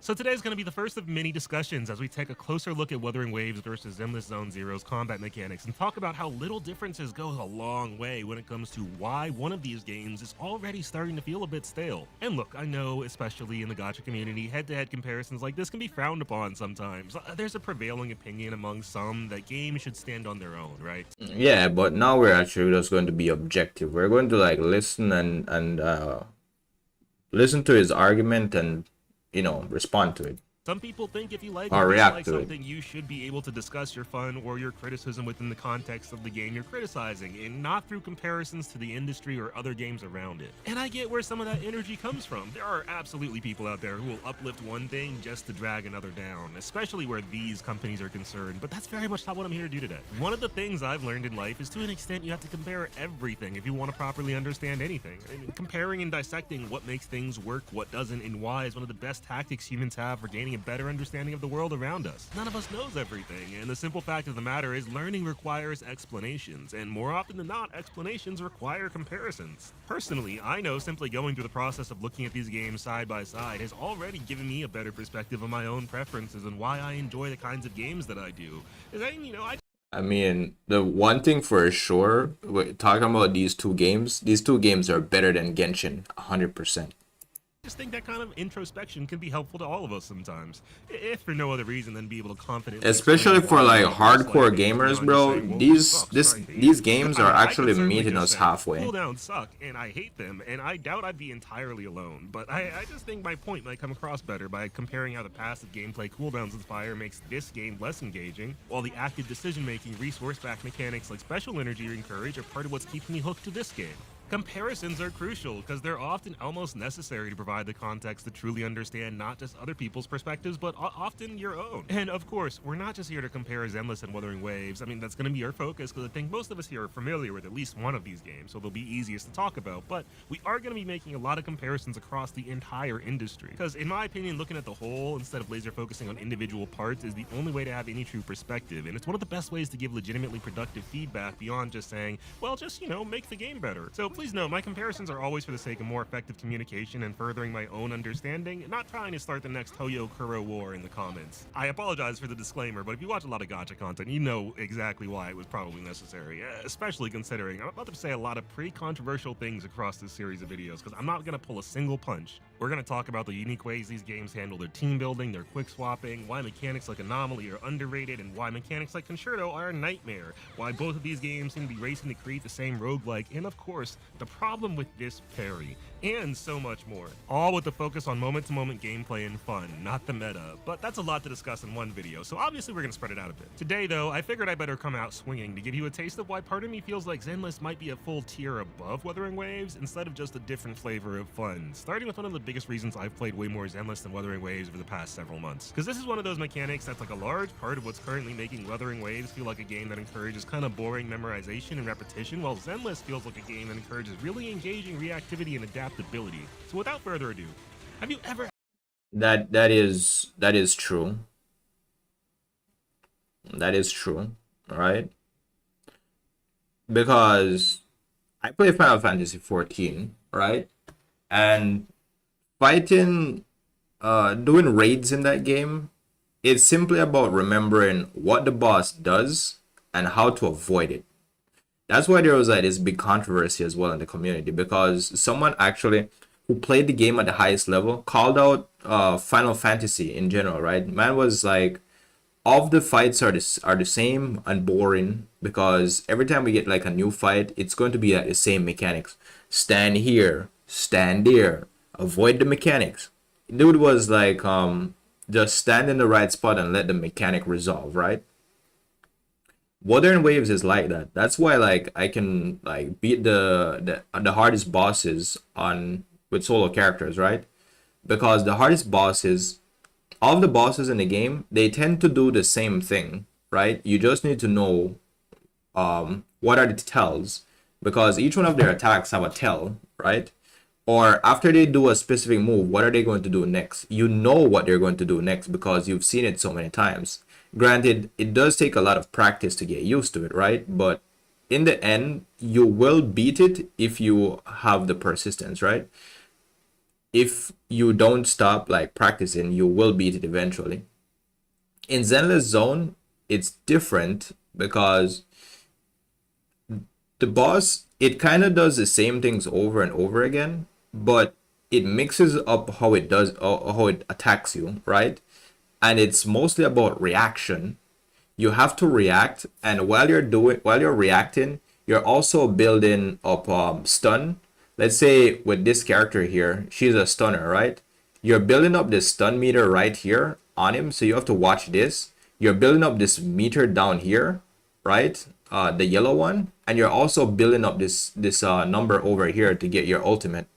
So it's about like reacting and using the resources that you've built up. That's how this game is played. You're constantly like building up meter, and then like you have to pay attention to what the boss is doing, because the boss never stops. It's very aggressive, especially if it hits you. You're losing like half of your health, bro, or you probably die. So he's correct when he's saying that in this game it's all about reactions and using your resources at the right time. That is true. That is a big difference between both of them.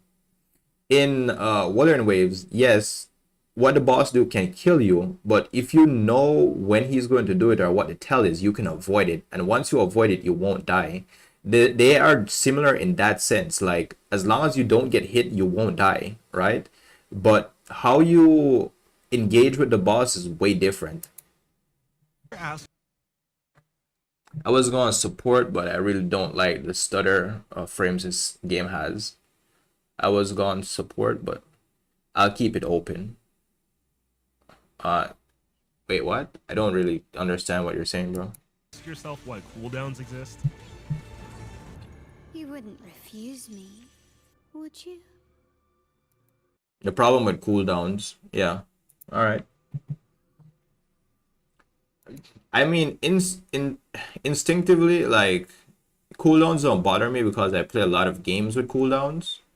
So maybe like it's hardwired in me. But I'm really curious to hear his argument here. In a lot of circumstances, cooldowns are there for the sake of balancing gameplay. They ensure players can't spam really powerful abilities constantly. I don't like ZZZ and if that's CC. I already told him to play anything he doesn't enjoy. You're talking this guy right now? I already told him not to play anything he doesn't enjoy. I mean, I think this is a good video though. I'm enjoying it so far. Sometimes when it comes to character action games like Wuthering Waves in particular, they can also be an accessibility feature. One of the big barriers of entry with games like Devil May Cry is in a vacuum, handing a regular person the insanity that is Dante's 8-ish weapon moveset plus all his stances, his installs and everything, is like handing someone a blank piece of paper and saying, hey, draw me something cool. And that's so vague, most people wouldn't even know where to start. I mean, too many options can be paralyzing after all, so best case, you're just getting a lot of those S's people used to draw in middle school. Which is likely why when Ryota Suzuki, the design lead for Devil May Cry 5, went to work on Final Fantasy 16, he didn't just simplify things a little bit, he and his team shifted a lot of the traditional moveset to a series of cooldown abilities, reducing the amount players had to worry about at any given time. And that did come at a cost, which we'll get to in a moment, but I've seen a lot of feedback from people who could never quite wrap their head around the... I don't understand this type of complaining. Here's the reason why they moved the drip marketing and changed the time of the release. They stay complaining. Who, this guy? This dude, he's the reason. This dude is HG casual. Did he do that? I didn't know that, but he is not complaining though. He is making a comparison, and I'm trying to like listen to what he's saying. DMC on how much fun they had with FF16, because not only is the moveset so far, like, he's not said anything wrong. He's been correct, because I played both of the games for like a really long time, so I understand what he's saying. Like a fifth of the size, but the cooldowns give you structure to play around. Instead of a blank piece of paper, cooldowns can be like a coloring book for combat. Cooldowns make it easier to build a clear order of operations to approach each fight with based on which abilities are on and off cooldown to keep the damage flowing in, and that's what a lot of people do in games like Wuthering Waves. And in this case in particular, I'd argue that's clearly what the devs want us to do, because Wuthering Waves cooldowns are like tightly wound synchronized clocks, and characters are very clearly balanced with how their cooldowns will match up with the rest of their team, as well as the kind of enemies you'll be fighting in mind. That is so true. As long as you're following a combo rotation, your skills will more or less be available whenever you need them. Avoiding that is true. A massive pitfall a lot of other action games that integrate too many cooldowns fall into. You see, in a lot of games like Relink and FF16, often the balance feels way off. The cooldowns take forever to refresh, and enemies are fairly tanky, so you wind up spending a lot of your time basic attacking while you sit around twiddling your thumbs, waiting on all your timers. Yo, that's not just in 16 though, it's also in 14, bro. Yo, especially, dude, like in 14, I played a job that is like very underrated in that game, right? Because playing that job or that it's called that class in Final Fantasy 14 is like people see it as a meme, right? But it's just about popping big spells and then you're there most of the time just doing basic attacks. You're spamming one attack the entire time. But this dude was like, yo, big cooldowns, you have to like spam basic attacks. It's true. That's how Final Fantasy is played, so that's why he can talk about this. He's actually right. Because you have to like there's a certain your cooldowns and your big spells do a lot of damage. So to balance out your character, they need the cooldown, right? The cooldowns are so long that they heavily discourage using your abilities when you want to and encourage saving them for when you might need to later. And this is where I really do have a lot of appreciation for the way Wuthering Waves handles theirs. It's a part of the skill, though. A lot of these cooldowns were shorter. Like, please, just cut the grappling hook in half, right? But I think there is some balance between abilities that require cooldowns like character skills, ultimates, and echoes, and abilities powered by resource generation like Forte skills. The Forte skills in particular being one of this game's master strokes, because giving each and every character their own unique mechanic like Sanhwa's rhythm minigame adds a fun layer of depth, so you're not just passively waiting on cooldowns, and each character has their own goals to accomplish to an extent. Which is why when it comes to just casually roaming the open world, I think the cooldowns aren't really the biggest issue. I mean, certainly not in the way they are in Final Fantasy, aside from how Concerto... No, Final Fantasy is its own thing, bro. But like aside from that, I think the open world casual combat loop is a lot of fun. It's really strong, because the devs left plenty of room for variety and flexibility when it comes to skill expression. So what I do is I work online and I travel full time, but I don't have an online business. I mean, you gotta eat though, but... trading. I don't do any of that. The problem is that 3 ads already in the first 10 minutes? Want or need to play efficiently on any level. Very broadly speaking, in gacha games, there's generally 2 types of combat encounters. Casual ones, where as long as you have the bare minimum stats and know how to play the game, you have nothing to really worry about, like the average open world fight. And serious ones where even if you have the gear, you'll need to fully utilize the potential of your entire team to get the job done, like you'll see in most in-game. In general, the ones that complain like him make the devs want to change things. He's not complaining though. He keeps saying he's complaining, he's not complaining. Activities in lengthier elite and boss encounters. Now, if you're anything like me, a primarily free-to-play player who doesn't have character duplicates or a ton of shiny premium weapons and hasn't had the best of luck gambling for stats, you'll know that for those more serious fights, efficiency is beyond crucial because odds are, one way or another, you're likely going into them at a slight disadvantage. Which is where the problem stems from, because you know how I mentioned Wuthering Waves cooldowns are tightly wound, so if they're using an entire team effectively, the abilities you need will more or less be off cooldown when you need them. The problem is the cooldowns are actually a little too tightly wound, so if you don't follow a rotation, hell, even if you spend too much time dodging or parrying attacks, you can easily ruin your entire damage output. You may have noticed in a lot of the footage I've shown you today, every time I need to deal proper damage, fights start to look kinda samey to the point where, from a gameplay perspective, they somewhat blend together. It's the same loop of Carlotta into Shorekeeper into Yang Yang back to Carlotta and repeat with... Yeah, but if he plays 14, it will be the same thing. You do the same thing in 14. I mean, I don't know if he plays 14, he plays 16. He plays Final Fantasy 16, right? But he's correct though. That's how cooldowns work. It's a part of like the skill of the player to like know the timings and create like their rotations and stuff, right? And yeah, the gameplay will look samey, but that's been a thing around for a really long time. I mean, if he's like tired of that type of gameplay, I mean, getting a taste of Zenless Zone, I can see why he would like mention this, but this is a general like thing in every game that has cooldowns. Doing rotations has never been boring to me. The dumb thing is the quick swap playstyle. I don't see the point in it besides like likes and views for the YT. There is a point to it though. You do way more than just like doing basic rotations. You output a lot more damage with quick swaps. In a shorter amount of time. Minor variations based on where my concerto is at or if I'm starting the fight without my ults ready.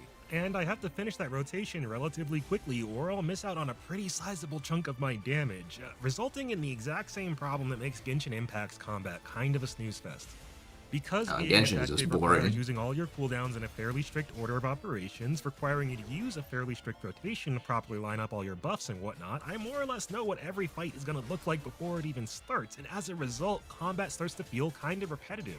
Especially considering this is a game where you're usually going to be highly reliant on your buffs for dealing damage, and many of those buffs have their own cooldowns attached.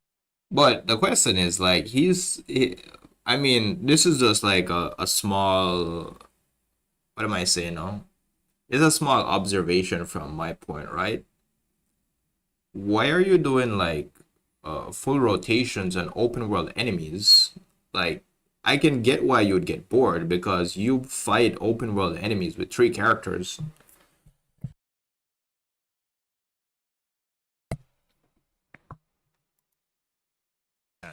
Not to mention, a lot of those buffs can only be passed to the next character coming on field, or they tend to get lost as soon as that character swaps back off field, and the game rarely shows you all of your active buffs in the first place, making them hard to keep track of.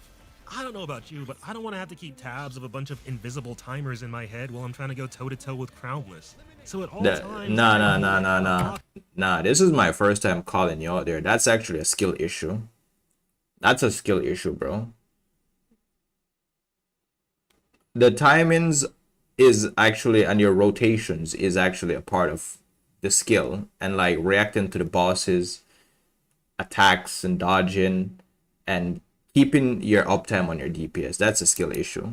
This man said he don't want to have a clock in his brain. Because they just insist you approach fights with relatively rigid combos and strategies if you want to do well.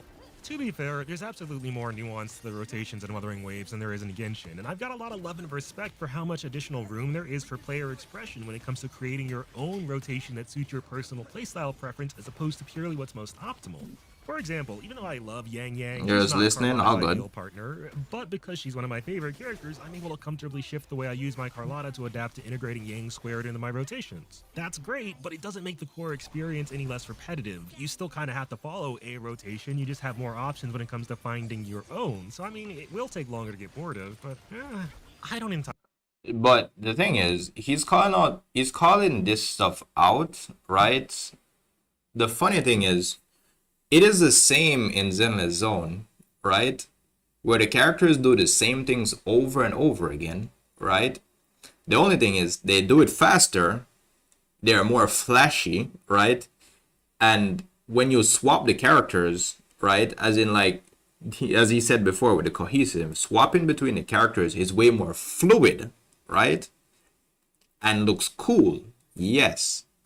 That's what I was waiting to hear. It is the same thing. They do the same thing, right? It's just a matter of like the animations and the cohesiveness in that game.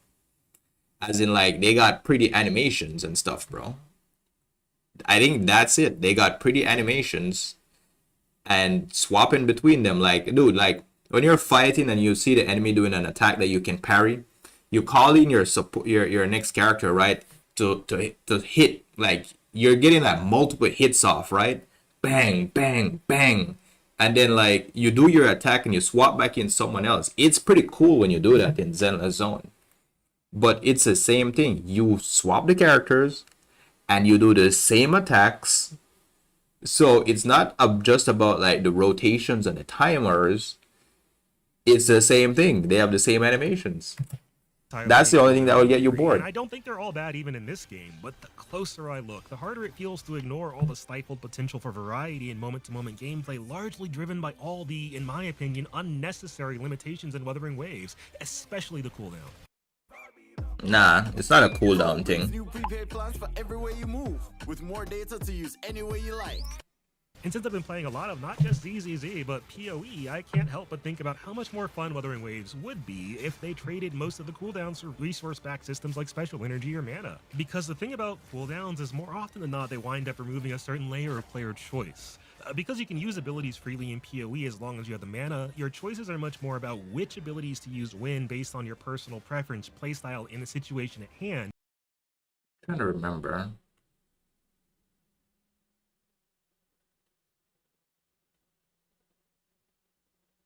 To not just All only right, support your let's watch. DPS. And so despite the fact that I'm often using the same set of 6 or 7 abilities, every fight still looks and feels fresh because the way I use those abilities is constantly shifting because mana gives you the gameplay flexibility to allow for that, instead of focusing purely on output, and so does special energy. Oh, yeah, I think there is saying that with mana, you can choose to do the ability whenever you want, right? But with the cooldowns, you tend to want to get them out immediately to get your optimal damage. I'm trying really hard not to comment. I mean, you can, bro. You can.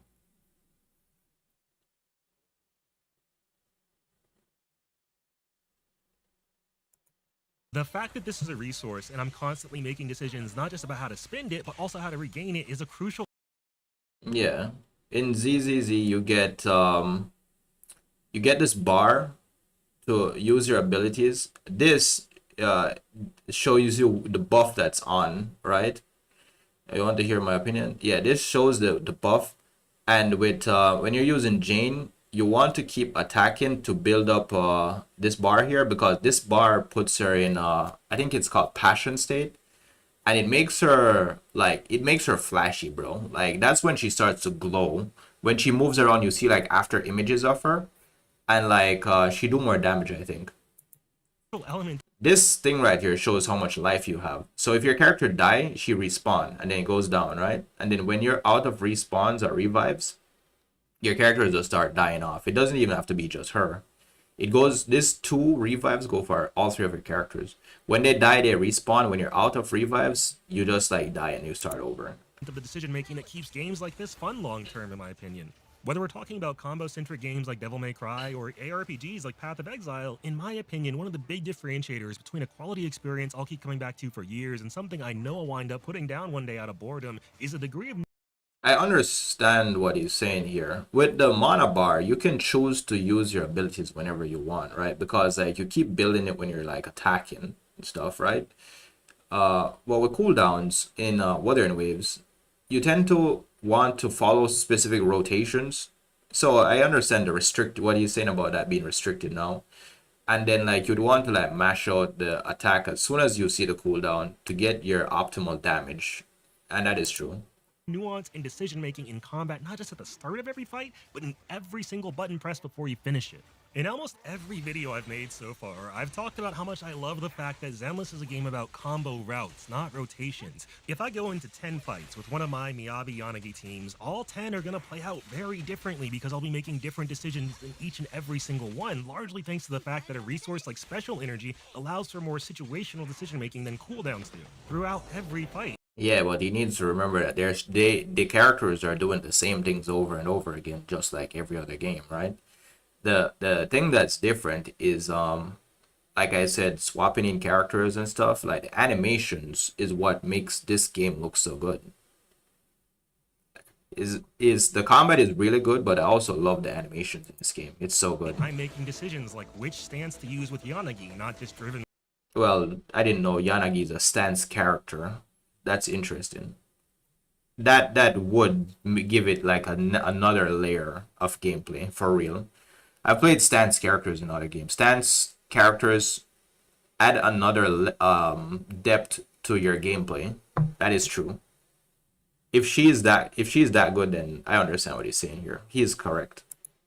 By my buffs, but based on which is best suited to countering the enemy in front of me. I'm using Bernice's special attack not just for damage and anomaly buildup, but for the sake of dancing in and out of the iframes to keep my... Yeah, but Bernice does the same things over and over again, bro.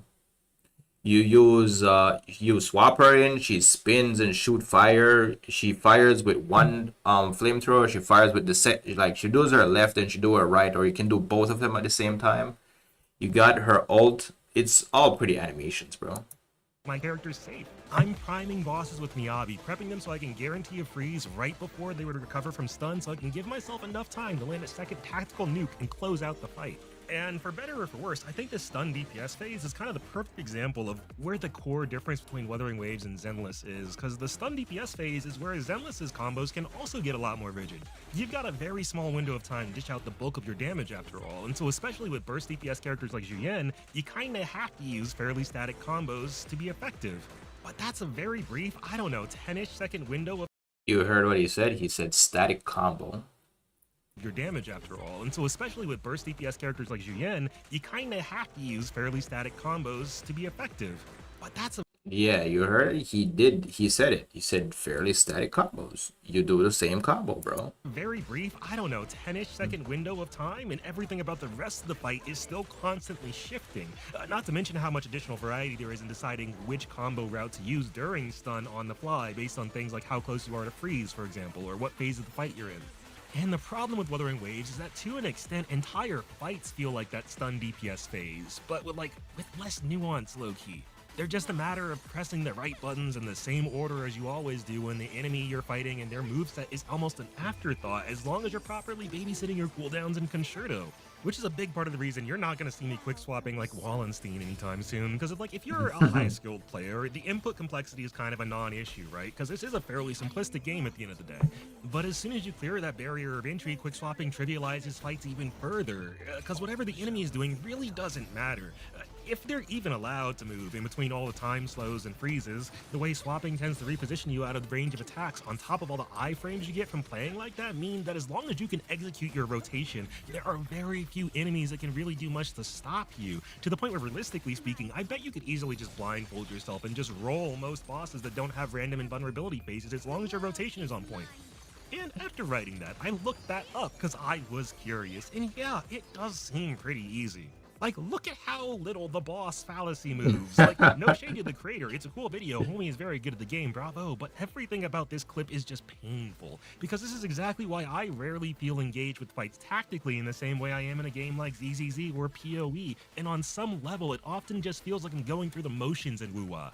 Have you ever been watching some shonen anime where a couple of... Oh my god, bro, he's talking about Pompeii. Yo, bro, this man is actually cooking with his ads, bro. Can't watch your video, dog. In the heart of a peaceful land. It's a good video, though. Dude, Pompeii, bro. Yo, this dude is a fucking menace, bro. Dude, only who fight this guy understands. This dude is a menace, bro. Yo, fight, dude. Bro. There's so much going on in this fight. You can't... And when I see this boss, it just reminds me, bro, he is correct when he said that you can just mindlessly fight against the bosses in this, right? With the quick swap rotations. I understand that. I agree. This boss, bro, got so much shit going on, right? And he one-shots you.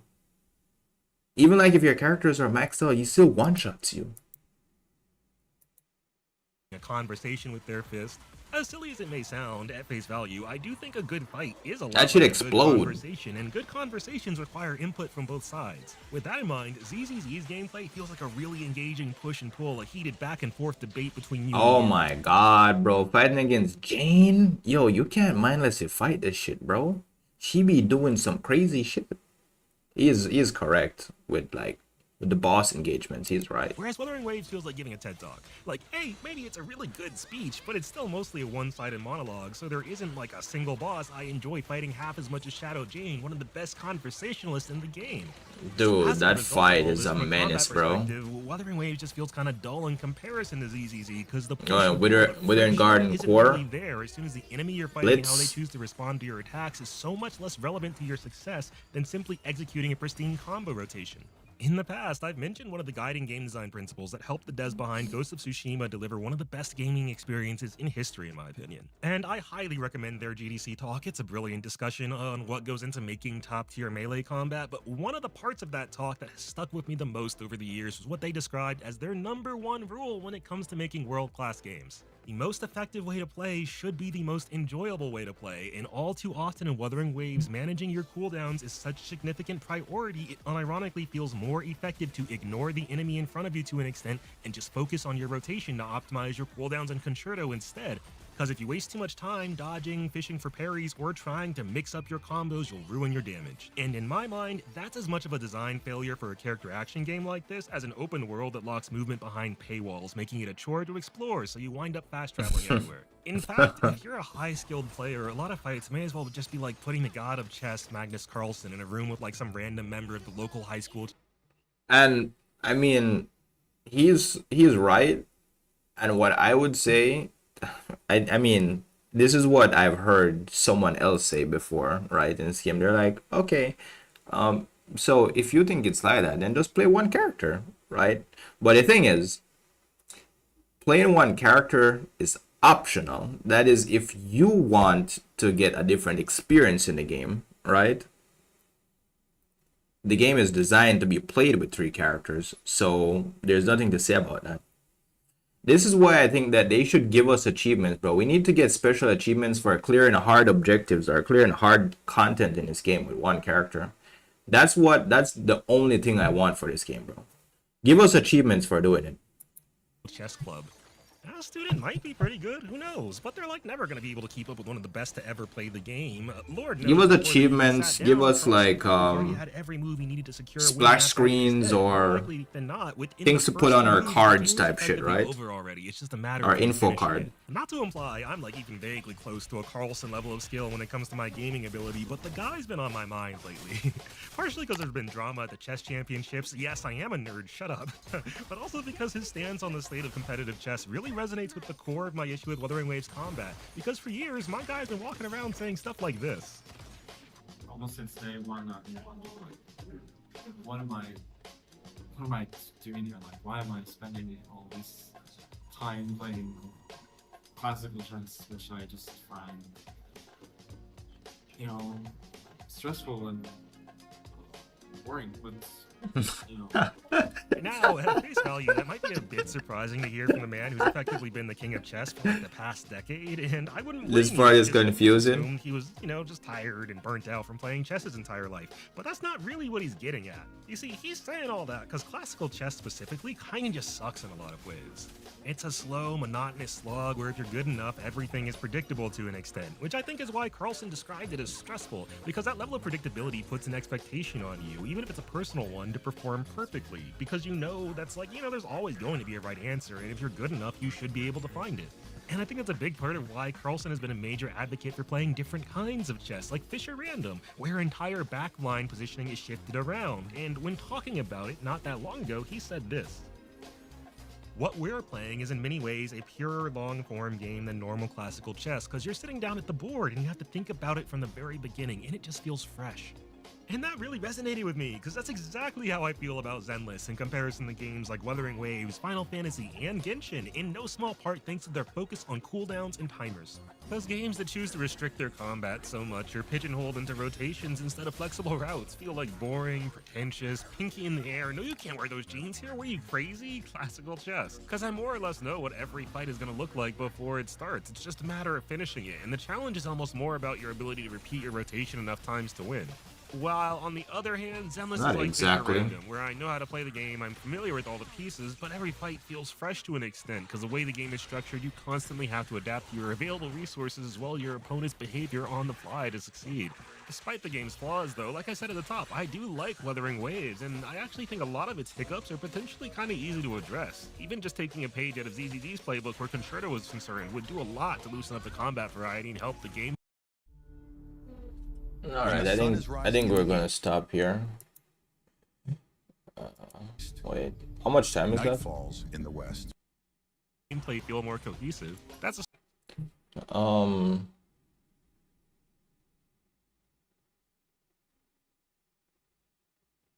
I guess in general terms, he's probably just calling out like how strong quick swapping is and stuff. I guess that's what I got from this. Well, this part, this specific part here. This is just the first of many discussions about the mechanics in both of these games, and I have so much to say about. But he's correct. Like, these things are really small and like they're easy to adjust. The characters are extremely powerful, bro. And like when you're playing like 3 characters and quick swapping, especially like in the point where he's saying like you keep freezing the bosses I think I was about to bring that up as well, because I said what I was saying in Zenless Zone, the bosses never stop, right? The only way they stop is when you build up stun. When you build up stun, that's the only way they stop. And they only stop for a brief moment. And he said it earlier. He said that they stop for probably like 10 seconds, and then like you have to like use static combos to get the most of your big burst DPS in, right?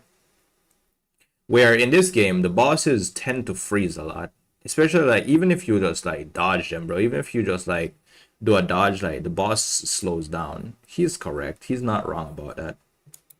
Concerto, we would easily be here for another 20 to 30 minutes, and don't even get me started on the As like max level players, like we're like level 90 characters, full 3-stack characters, full rotations. Some people are even running. This is probably why I can't even like get characters at like C6 or whatever, man, because like it would just take the fun out of the game.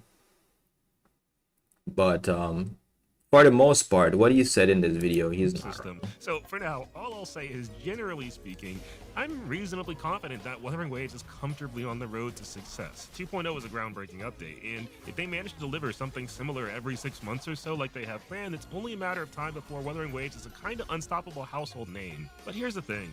Fun open worlds are a dime a dozen, while stylish character action combat remains to this day one of the most underserved genres of gaming. So as happy and impressed as I am to see them doing incredible things with the world of Wuthering Waves, I'm really hoping the combat mechanics continue to evolve in a similar way.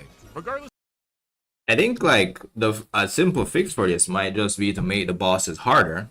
Didn't I say something like that the other day, Ernos? I was saying fighting the bosses with 3 characters is a joke. If anything, they should make the bosses harder. You remember when I said that, right?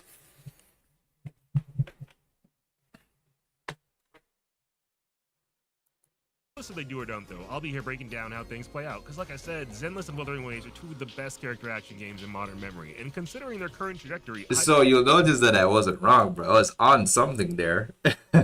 Be surprised if they weren't mainstays for at least the next 5 to 10 years. Yeah, fighting them with 3 characters, dude. I fight all the holograms with 1 character, bro. Right? I fought them enough to where they are extremely easy, right? Maybe not like the newer ones, right? Those are a little fresh, but like the older ones, bro, are extremely easy, right? But if I can easily beat them with 1 character, bro, imagine people playing 3 characters. This is the point he was bringing up, where he said that if you just like know your rotations, like the boss would be slowed down like so much, like you can even do it blindfolded. And he did find someone who did it blindfolded, and that is a problem. They may as well be 2 branches of the same tree that just happen to sprout in different directions. They're the perfect head-to-head comparison. The uses of where you can't do that in Zenless Zone. Those bosses are super aggressive. Like you have to build stun on them to get them to stop attacking. Vehicle for getting to the bottom of the little details, the small imperfections and overlooked master strokes that genuinely define what sets a good character action game apart from a truly great one. So stay tuned, because we're gonna keep the conversation. It's a good argument. And the thing is, these things, like you said, it can be fixed, right? The devs just need to look at it, bro. The thing is, I think that with the devs, they might be still trying to balance out having the game accessible for casual players and extremely hardcore players, because he's a hardcore player. I'm a hardcore player, right? But the thing is, like, getting the game designed to be difficult for us might push the broader audience away. That's always been like a big problem in the gaming community. Like the devs have to try to make the game balance for both casual players and hardcore players. And most of the time, like the hardcore players aren't going to get what they want, because for the general health of the game, for the success of the game, you have to cater to the more casual players. Wuthering Waves is already hard for casual players. Zenless Zone is hard for casual players, right? So to make these games even harder would only like create like a mess in the player base. Conversation going in the next videos. I try to get to the bottom of not just whether ZZZ's combat feels better than Wuthering, but why or why not. So maybe subscribe. I understand his argument, but to me, I still think that the flashy animations is what I like in this. And it's actually really good. The characters work so well together, bro. It's like so cohesive. It's so fucking, it's so fluid. It's so good. It's so good, man. I I agree with most of his video. Good video, 80 casual. Good video.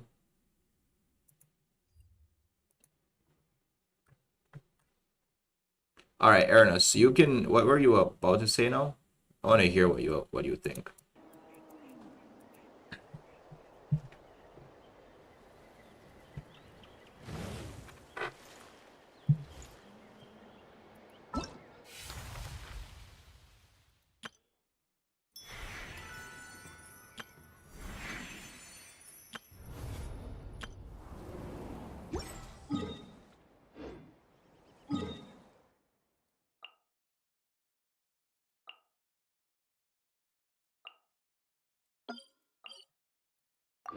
I don't completely agree since I'm biased and only play WoWa. I mean, that's understandable, bro. That's the thing, like, you'd have to get the experience from both sides to fully be able, but like, there are always going to be biases. And there are going to be biases because you, even like in his video, even though like I do believe most of it was objective, there were still some biases towards his game, Zenless Zone, because like when he was calling out Wuthering Waves for being like, you know, very restrictive and stuff, like he was correct, but he didn't remember to point out that, yeah, both games you tend to do the same combos. It's really just like how it looks that makes it feel so different, or make your brain interact with it differently. But in the end, he did like explain more, and I did understand more what he was saying. So he was correct about that, for real. And you know I love Wuthering Waves, bro. I play both of the games. I love Zenless Zone as well. But my only thing that pushes me away from that is because it's a HoYo game, right? And I just don't like how HoYo, you know, do things. What I think it all boils down to is it's all based on personal preference. Not exactly. There is truth to what he was saying. From someone who's played both of the games, there is truth to what he was saying. Even though I stopped playing it, I didn't stop playing Zenless Zone for any specific reason. I didn't stop playing it because I don't like it. I didn't stop playing it because it's too difficult. The only reason I stopped playing it was because I was playing too many gacha games. I was playing it personally for myself, and I wasn't making any content on the game, right? So I needed to stop playing to get more time to, you know, focus more on Wuthering Waves. In the end, I chose Wuthering Waves over Zenless Zone because I started late. I was way behind in that game. And then again, like everything over there, like most of the how the character's wishing system works, it's the same as Genshin, and I just don't like the wishing system in Genshin. But he did have a point. What he said, it all made sense. He was correct.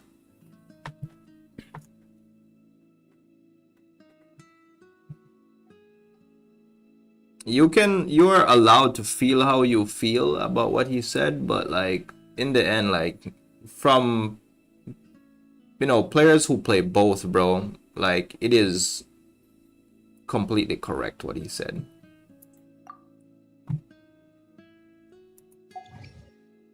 Damage dealt by characters is increased by 50% when in Night Soul's Blessing.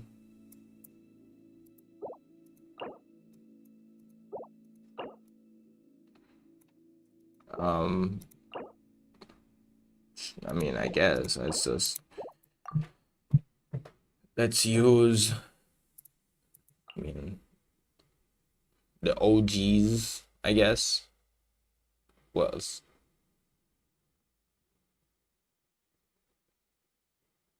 What element is on it? Are they saying I am using Pyro Traveler?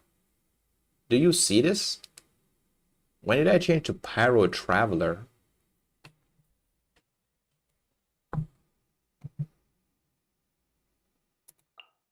Sure.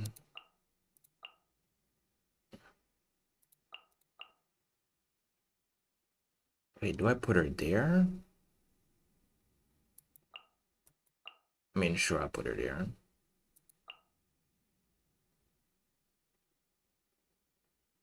Barbs. It's almost 3 p.m. Damn, time is flying.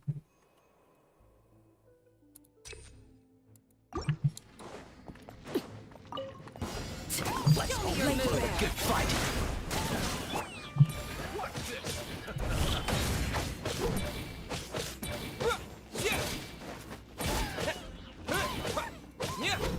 Cool it. Let's hope they put up a good fight. The tide rises! Time for retribution. Show me your This move. next time. Let's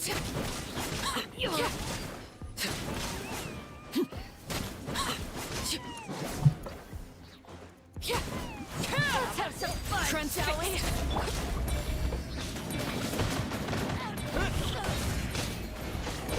Pew, pew, pew, pew. Dodge that. This moment will be frozen in time.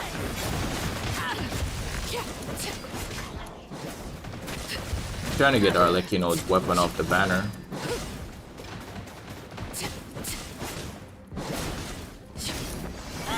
Overruled.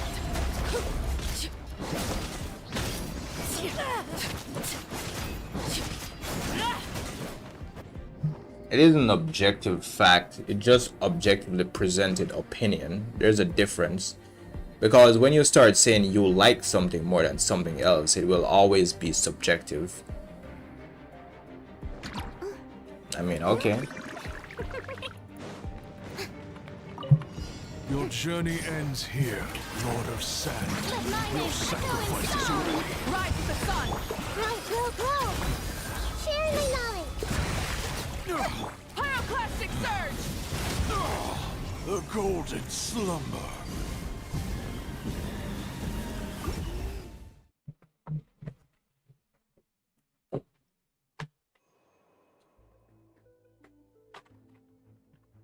Like, think and feel are all subjective action word, meaning that it's based in feeling, not feeling emotion. I mean, like, we can argue about semantics, but like, I play both of the games and I agree with what he said. Come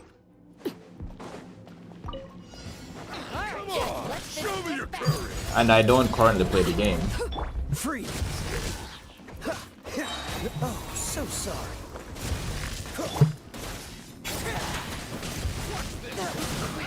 Come on, show me your courage.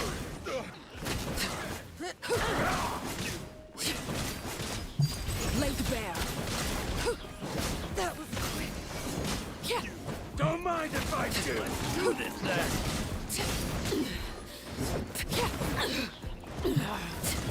This is where you fall.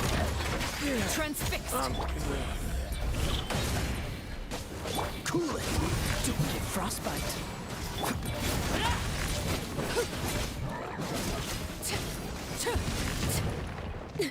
Bro, chill. Yes, you are. Qualified after all. Finally, some target practice. Spread your wings and raise a storm. Let's dance. Where do you think you're going? Goodbye. But we'll Mavuika.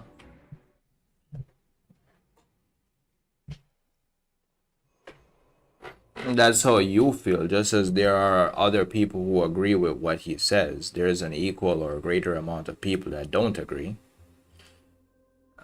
What is this, Eranos? Are we coping, bro? Is it cope? You can tell me.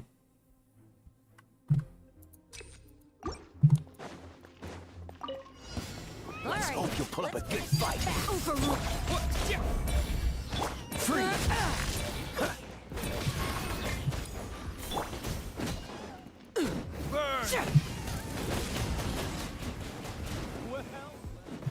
Here comes another. Let's hope you'll put up a good fight.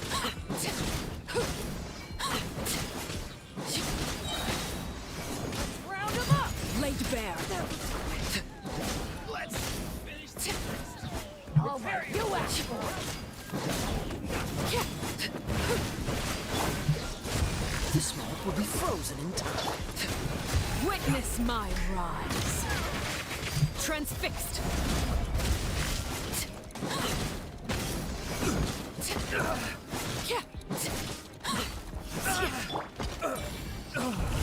Clench your teeth!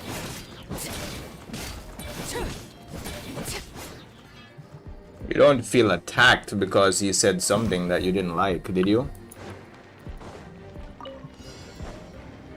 Nah, Cope, it's just some people like and prefer Wuwa's combat much more than ZZ and doesn't make them wrong. Nobody said anything about anyone being right or wrong though. Because I'm pretty sure you can't go in the Final Fantasy community and say anything is wrong with their gameplay, and their gameplay is very restrictive. It's just cooldowns and doing like auto attacks. It's a lot of auto attacks and doing and waiting for cooldowns. And then you have something called a burst window.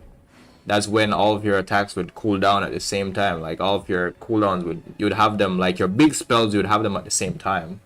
Like 2-minute spells, 1.5 minute spells, 1 minute spells. You'd have those for your burst window. There's nothing wrong with it. It's just that he's just saying, yeah, it's subjective. He does not prefer that, right? But objectively, it does make the game restrictive. That is true. That is a fact. Rather than having like bars, mana bars, where you can choose to use your abilities whenever you want. The cohesiveness, is it though? It is.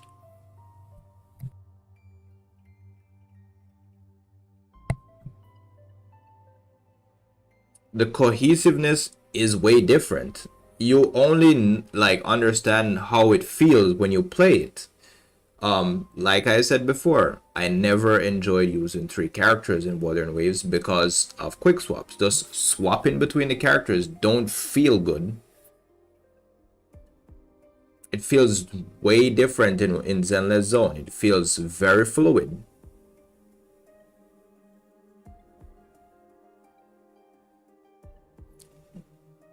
And not even like about like quick swaps. Even if like you use Concerto, which you have to build, right? When you swap in your characters, they slow down the enemies. In Zenless Zone, you swap in and you counter the enemy. You get animations. It's way different.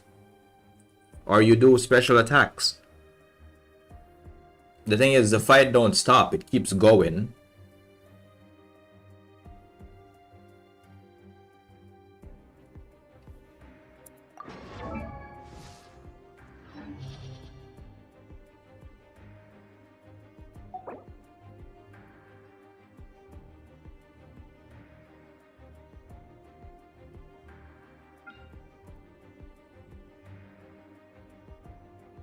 I think I have to use Mavuika on this floor. Sure.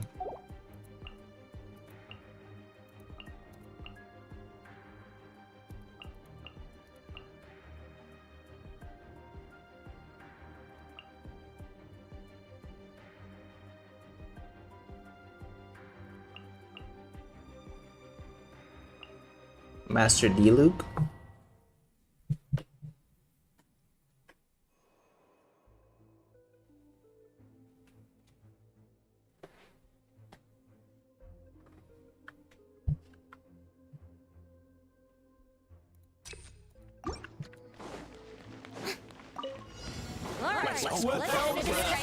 Here comes another.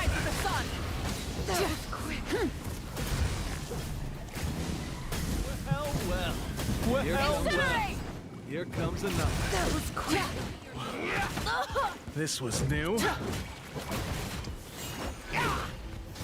Come on, show me your courage. Show me your courage. There's so many of these dudes. Jesus Christ. Here comes another. Let the world collide! Minute to memory. But it's not that deep. At the end of the day, I play what I like. Nobody said anything about you not playing what you like. I don't know why you're making it so personal, bro. It's not personal. Another ribble.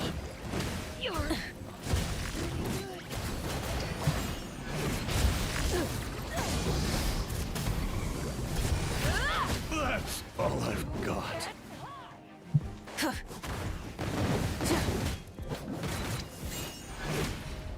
I'm pretty sure in the video he didn't say stop playing Wuthering Waves and go play Zenless Zone. That was not what he was saying.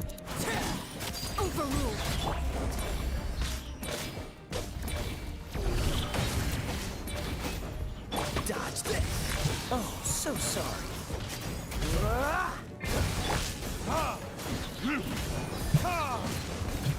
It's fair to say that something is not perfect and it can be better, right?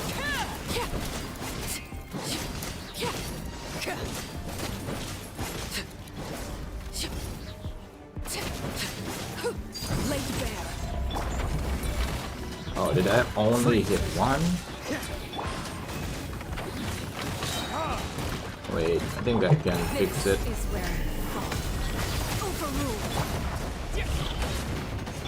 This moment will be frozen in time. Cool it. Time for retribution. Oh, my Traveler is using Night Soul. Laid bare.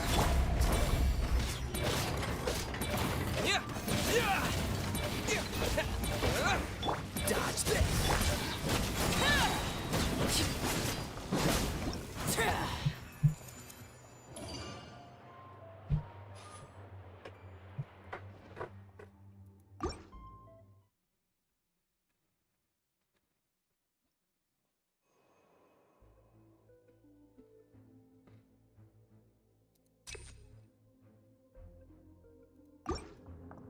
Oh, did I already lose Nahida? Yeah. Let my name echo in song! Rise with the sun! Ready, steady, go! Light of the blazing sun!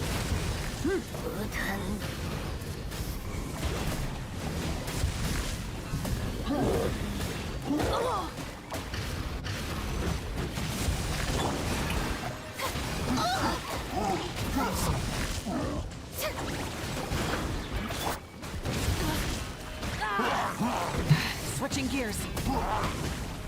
No. Wrath from the sky! Let the world collide! La, la, la, la, la. Let the show be... Burn it down!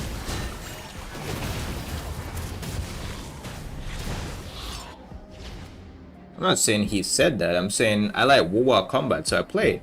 I mean, yeah, there's nothing wrong with that. And a lot of the things he say is not good, and the combat is a lot of the reason why I like it. And a lot of the things he say is not good in the combat is a lot of the reasons why I like it, and that's fine. Ergos, it boils down to what you as an individual prefer. Sure, and that's what I was saying. I'm saying it is not an issue because a lot of games are played like that, but it was not wrong to say it's very restrictive because it is a known fact that that type of playstyle is restrictive. He plays Final Fantasy 16, which is the same thing. I play Final Fantasy 14, which is the same thing. I play Marvel Rivals, it is the same thing. You get very powerful abilities, so they put them on cooldowns. So you have to do other things like basic stuff and wait for the cooldowns. It is very restrictive. Other than like playing like a story game, for example, where they give you a bar, a mana bar, you do normal attacks and you build it up, and then you have access to your powerful abilities. You can use them whenever you want, as long as you have mana. There's nothing wrong with that. That is a known fact about games that use cooldowns. This is the reason why in Wuthering Waves we have characters that can reduce their cooldowns by doing specific stuff, or we have other characters. Let's say he said Concerto energy is horrendous, where we have characters. It is a mechanic in the game where you can literally build a character to reduce, well, not reduce, to gain more Concerto energy when they do certain things. But not every character has the option to do that, right? Some characters take way longer to build Concerto energy because their abilities, when they swap in, is stronger than others. When they swap in or swap out, their buff is stronger than others.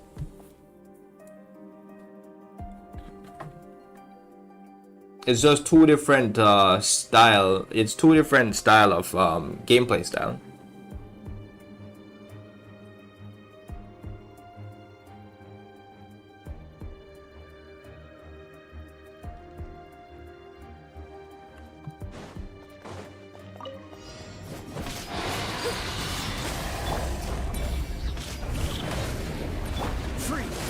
But I'm pretty sure he kept saying that the game is young and it can be fixed and there's time to do it. That is correct. This is why WUWA, as I said before, they were giving us surveys about, like, you know, new mechanics that are being added to the game, and they're saying, would you like to see it in combat? For example, that the sprinting that they added to the game, or when they gave us that mechanic where we synergize with our other characters and fight, right? Is because they're thinking about, like, how they can implement new stuff to keep the game fresh, right? Even future characters can come out that change completely how the game is played.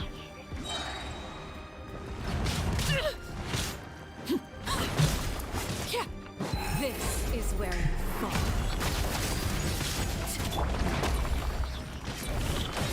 Yeah, and I'm pretty sure he wasn't arguing that, you know, one is more perfect than the other. That is where it was subjective, like you said, right? He was saying he prefers this one over that one because of this. He wasn't saying that everyone prefers this one over that one, or you should prefer this one over that one. In the end, like I said, even said at the start of the video, it's not about like HoYo versus Kuro or anything. He's just, you know, making an observation. He's making an argument. He's just talking about something that he's noticed from playing both of the games. That's why I agree that even when I played what Zenless Zone and you joined the stream and I kept saying every time that I kept saying the combat is so good. I really enjoy this. And the game is very difficult because you have to be on point. I always say that on stream. The combat is so good. I'm really enjoying this game.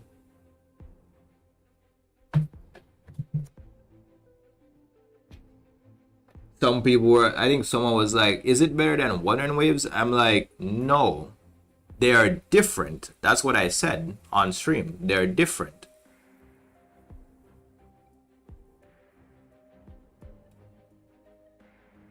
But in the end, yes, someone can prefer it. Maybe he pointed out like why it can, why Wuthering Waves can be monotonous and, you know, get boring for some people. I play Wuthering Waves. You've never hear me say I got bored of the combat, did I? No, I enjoy it. Even though I still agree with what he's saying.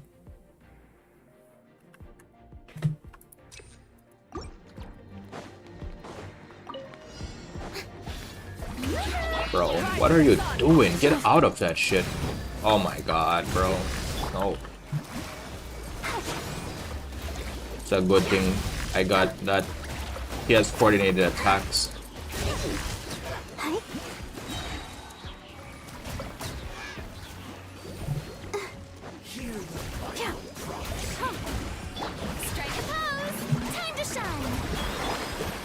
Ready, steady, go! Burn it down! Not bad. Stone cold suffering! Bro. Pyroclastic surge! Oh my god, she died? Shower me with praise! No way, bro. How dare you! She died. She died, Nabi. I can't break his gauge. Retry. Oh, they put me on this floor still? I don't know. He did flat out say that he thinks Zenless Zone is a tier above WoWa, not in a different league. I mean, yeah. Yeah, he did say that. And he does have a point. He did say that in the beginning, and then like he stated the points. Yes, that is correct. You liking the game has nothing to do with it, though. You enjoying that has nothing to do with it. Or you preferring that has nothing to do with it as well, right? But like I said, you would have to play both to see, to really like get the full picture, Ernest. You have to play both. Akira Slide is just too iconic. No Akira Slides anymore. No, I'm gonna do some more Akira Slides now.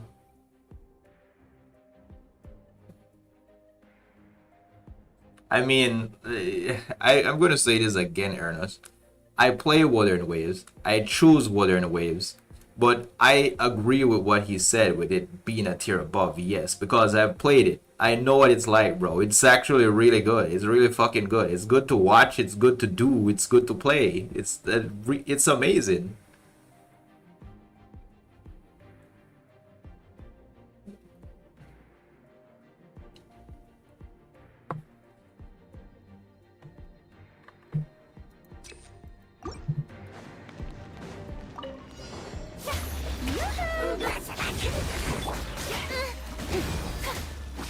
I should just build HP here. Attacking me, bro.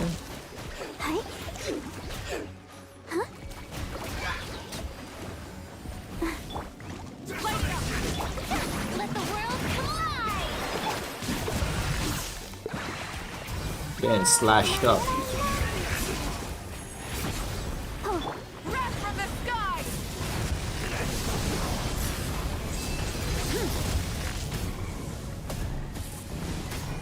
Perish in the storm!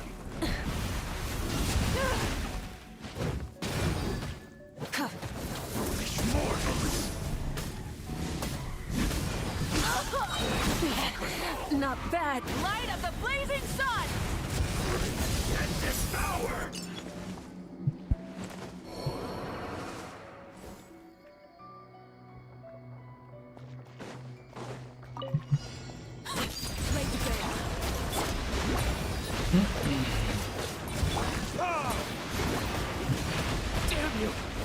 Wow, they're doing so much damage. Retribution!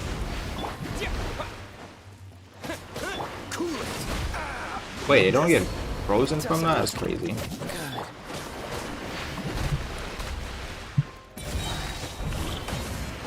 My HP. I'm getting killed. Oh my god, bro, these things are cooking, man. What floor is this? Why are these things so hard to kill? This is floor 11. It is floor 11, what the? No way, bro. I thought I was supposed to do 10 first. Or did I beat 10 fast? Shower me with praise! Let's dance!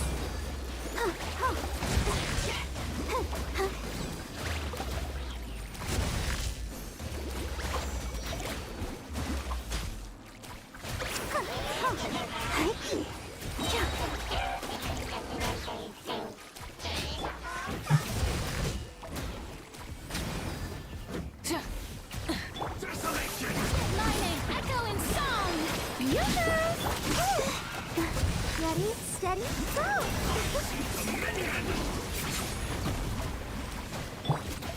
Light it up!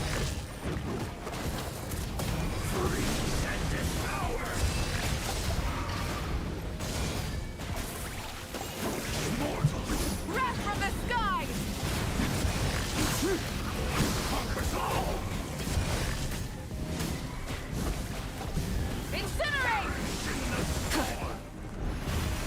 Buckle down. Rise with the sun. Strike a pose. Desolation. Overruled. They probably should have used a shield character here. Damn, bro. Can't survive.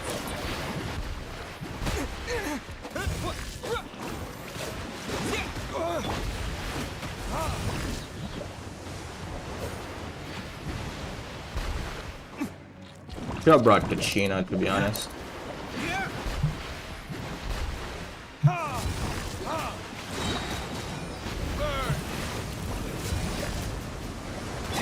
Witness my rise. Laid bare. This is not the end.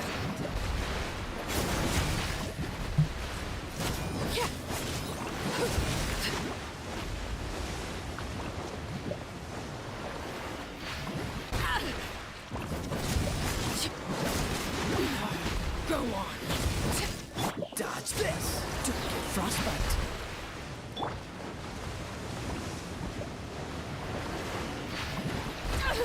Transfixed. Verdict is.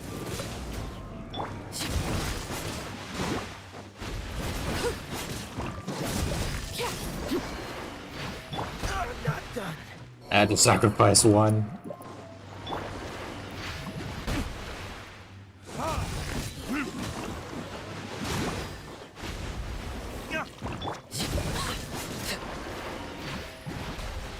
Laid bare.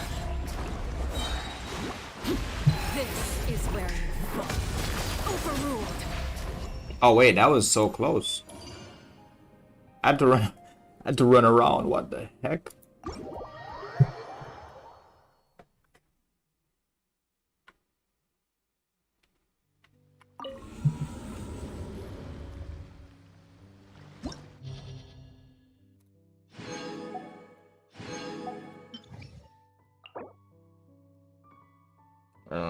These enemies just look so annoying. What time is it? I'm hungry as hell. Level 100.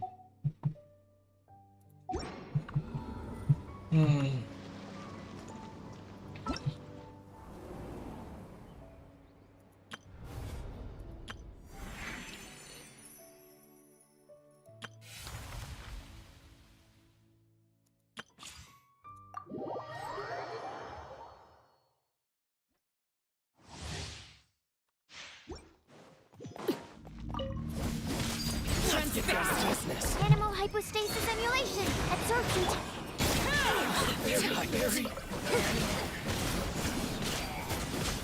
Yeah. No, my sword. Let me weave you a verse. Everlasting as the moon.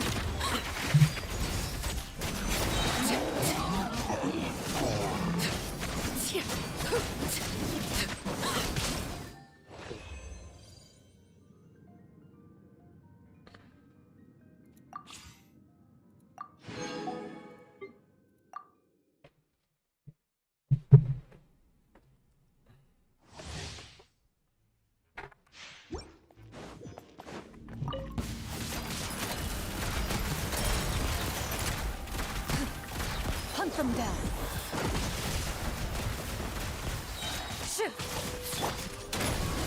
You asked for it.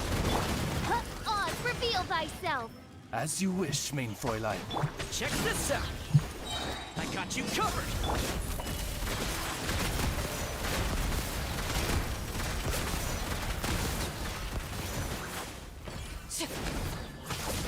Where evil lurks, shoot on sight. Loaded.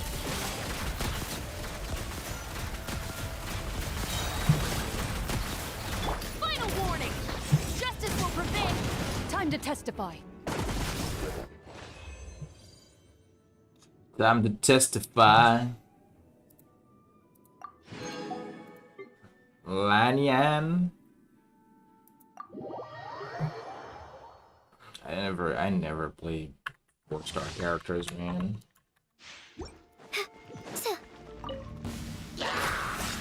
This is like some random Dancing in the wind. Chinese character you don't put in the game. Be free. Go. You're free now. Ring cutter. Shadow Raven. Shadow Raven. Butterfly. Swift as the swallow.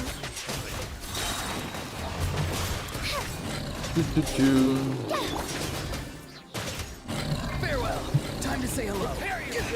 Rain outlines your fate. Let me weave you a verse. Midnight Phantasmagoria. Closing in. Ills be gone. I will. I mean, I guess.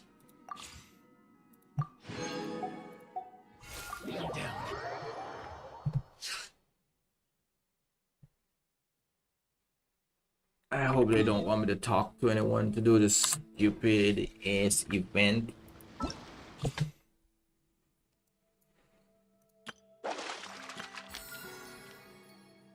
Repertoire of myriad melodies.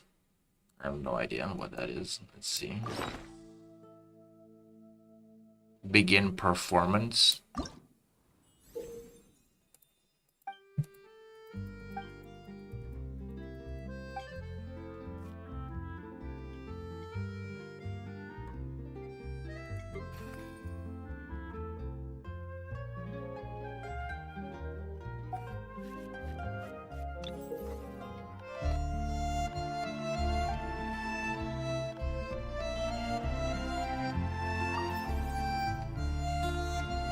What the heck?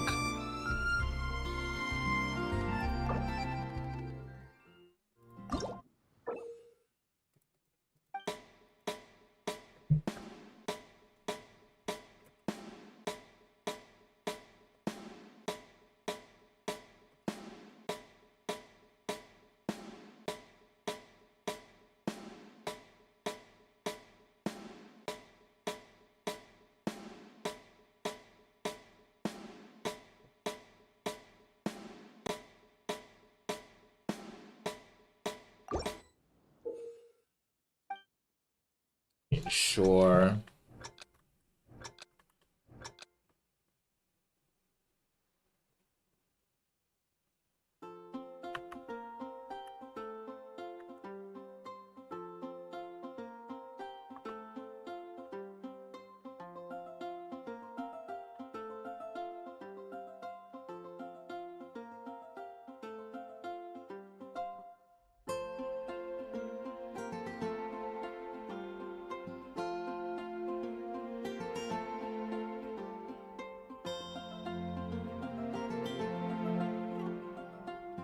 Oh my god.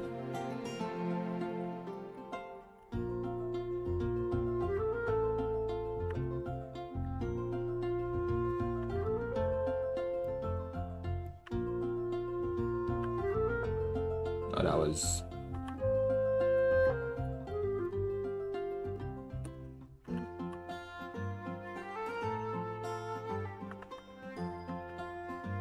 Yo, this shit is fast, bro. Why is it so fast?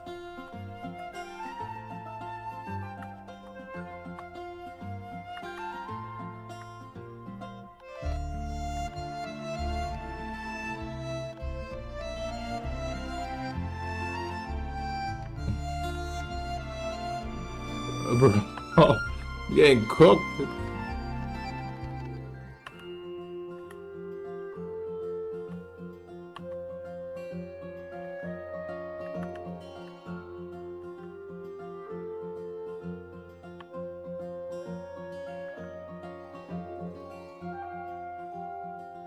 Looks like they brought back your favorite event, Ernest.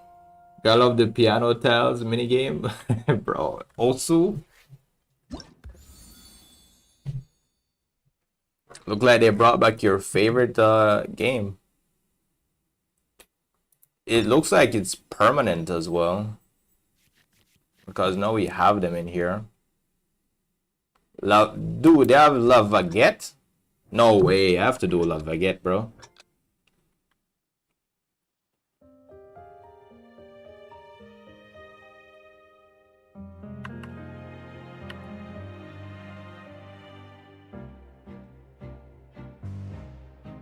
Wow.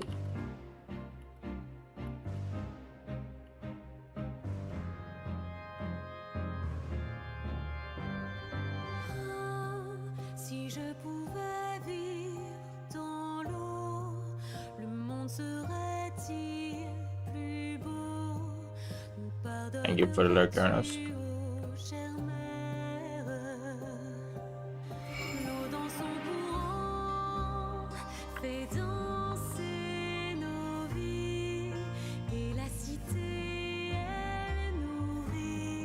I missed that one.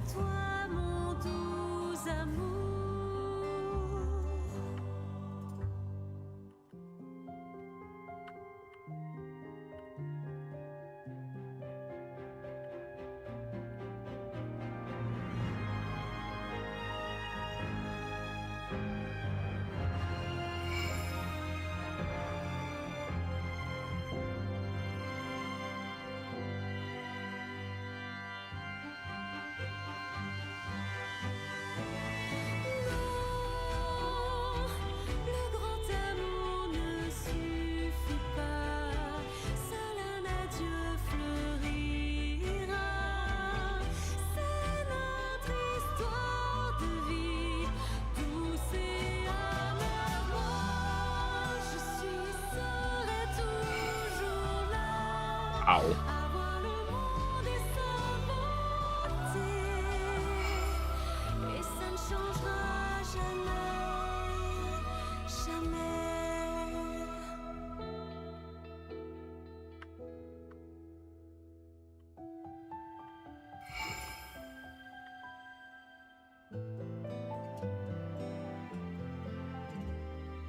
I actually let him go. Jesus Christ.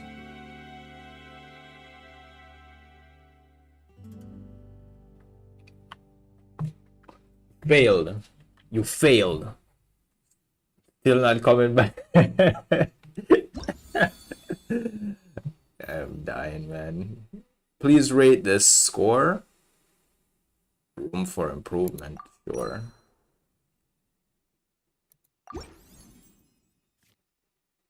Path of the Yaksha. Wow, they actually got some good stuff in here.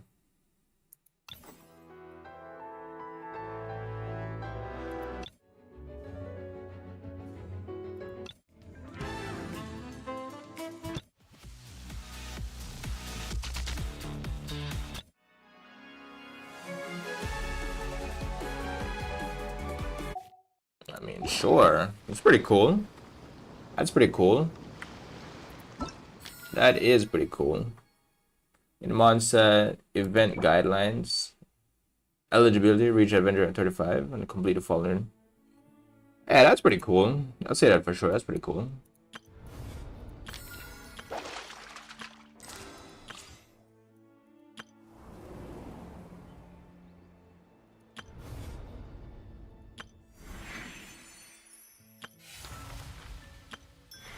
Springtime, blah blah blah.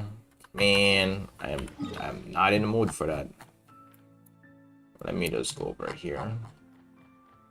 I think I only have like one story left to do, one side quest story or some shit like that. I have to do Citlali's story, I guess.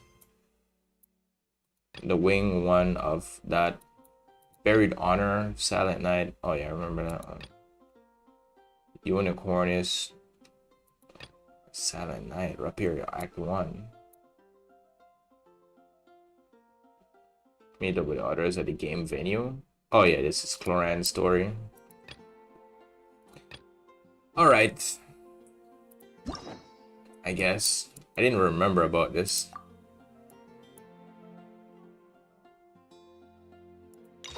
She has a different story.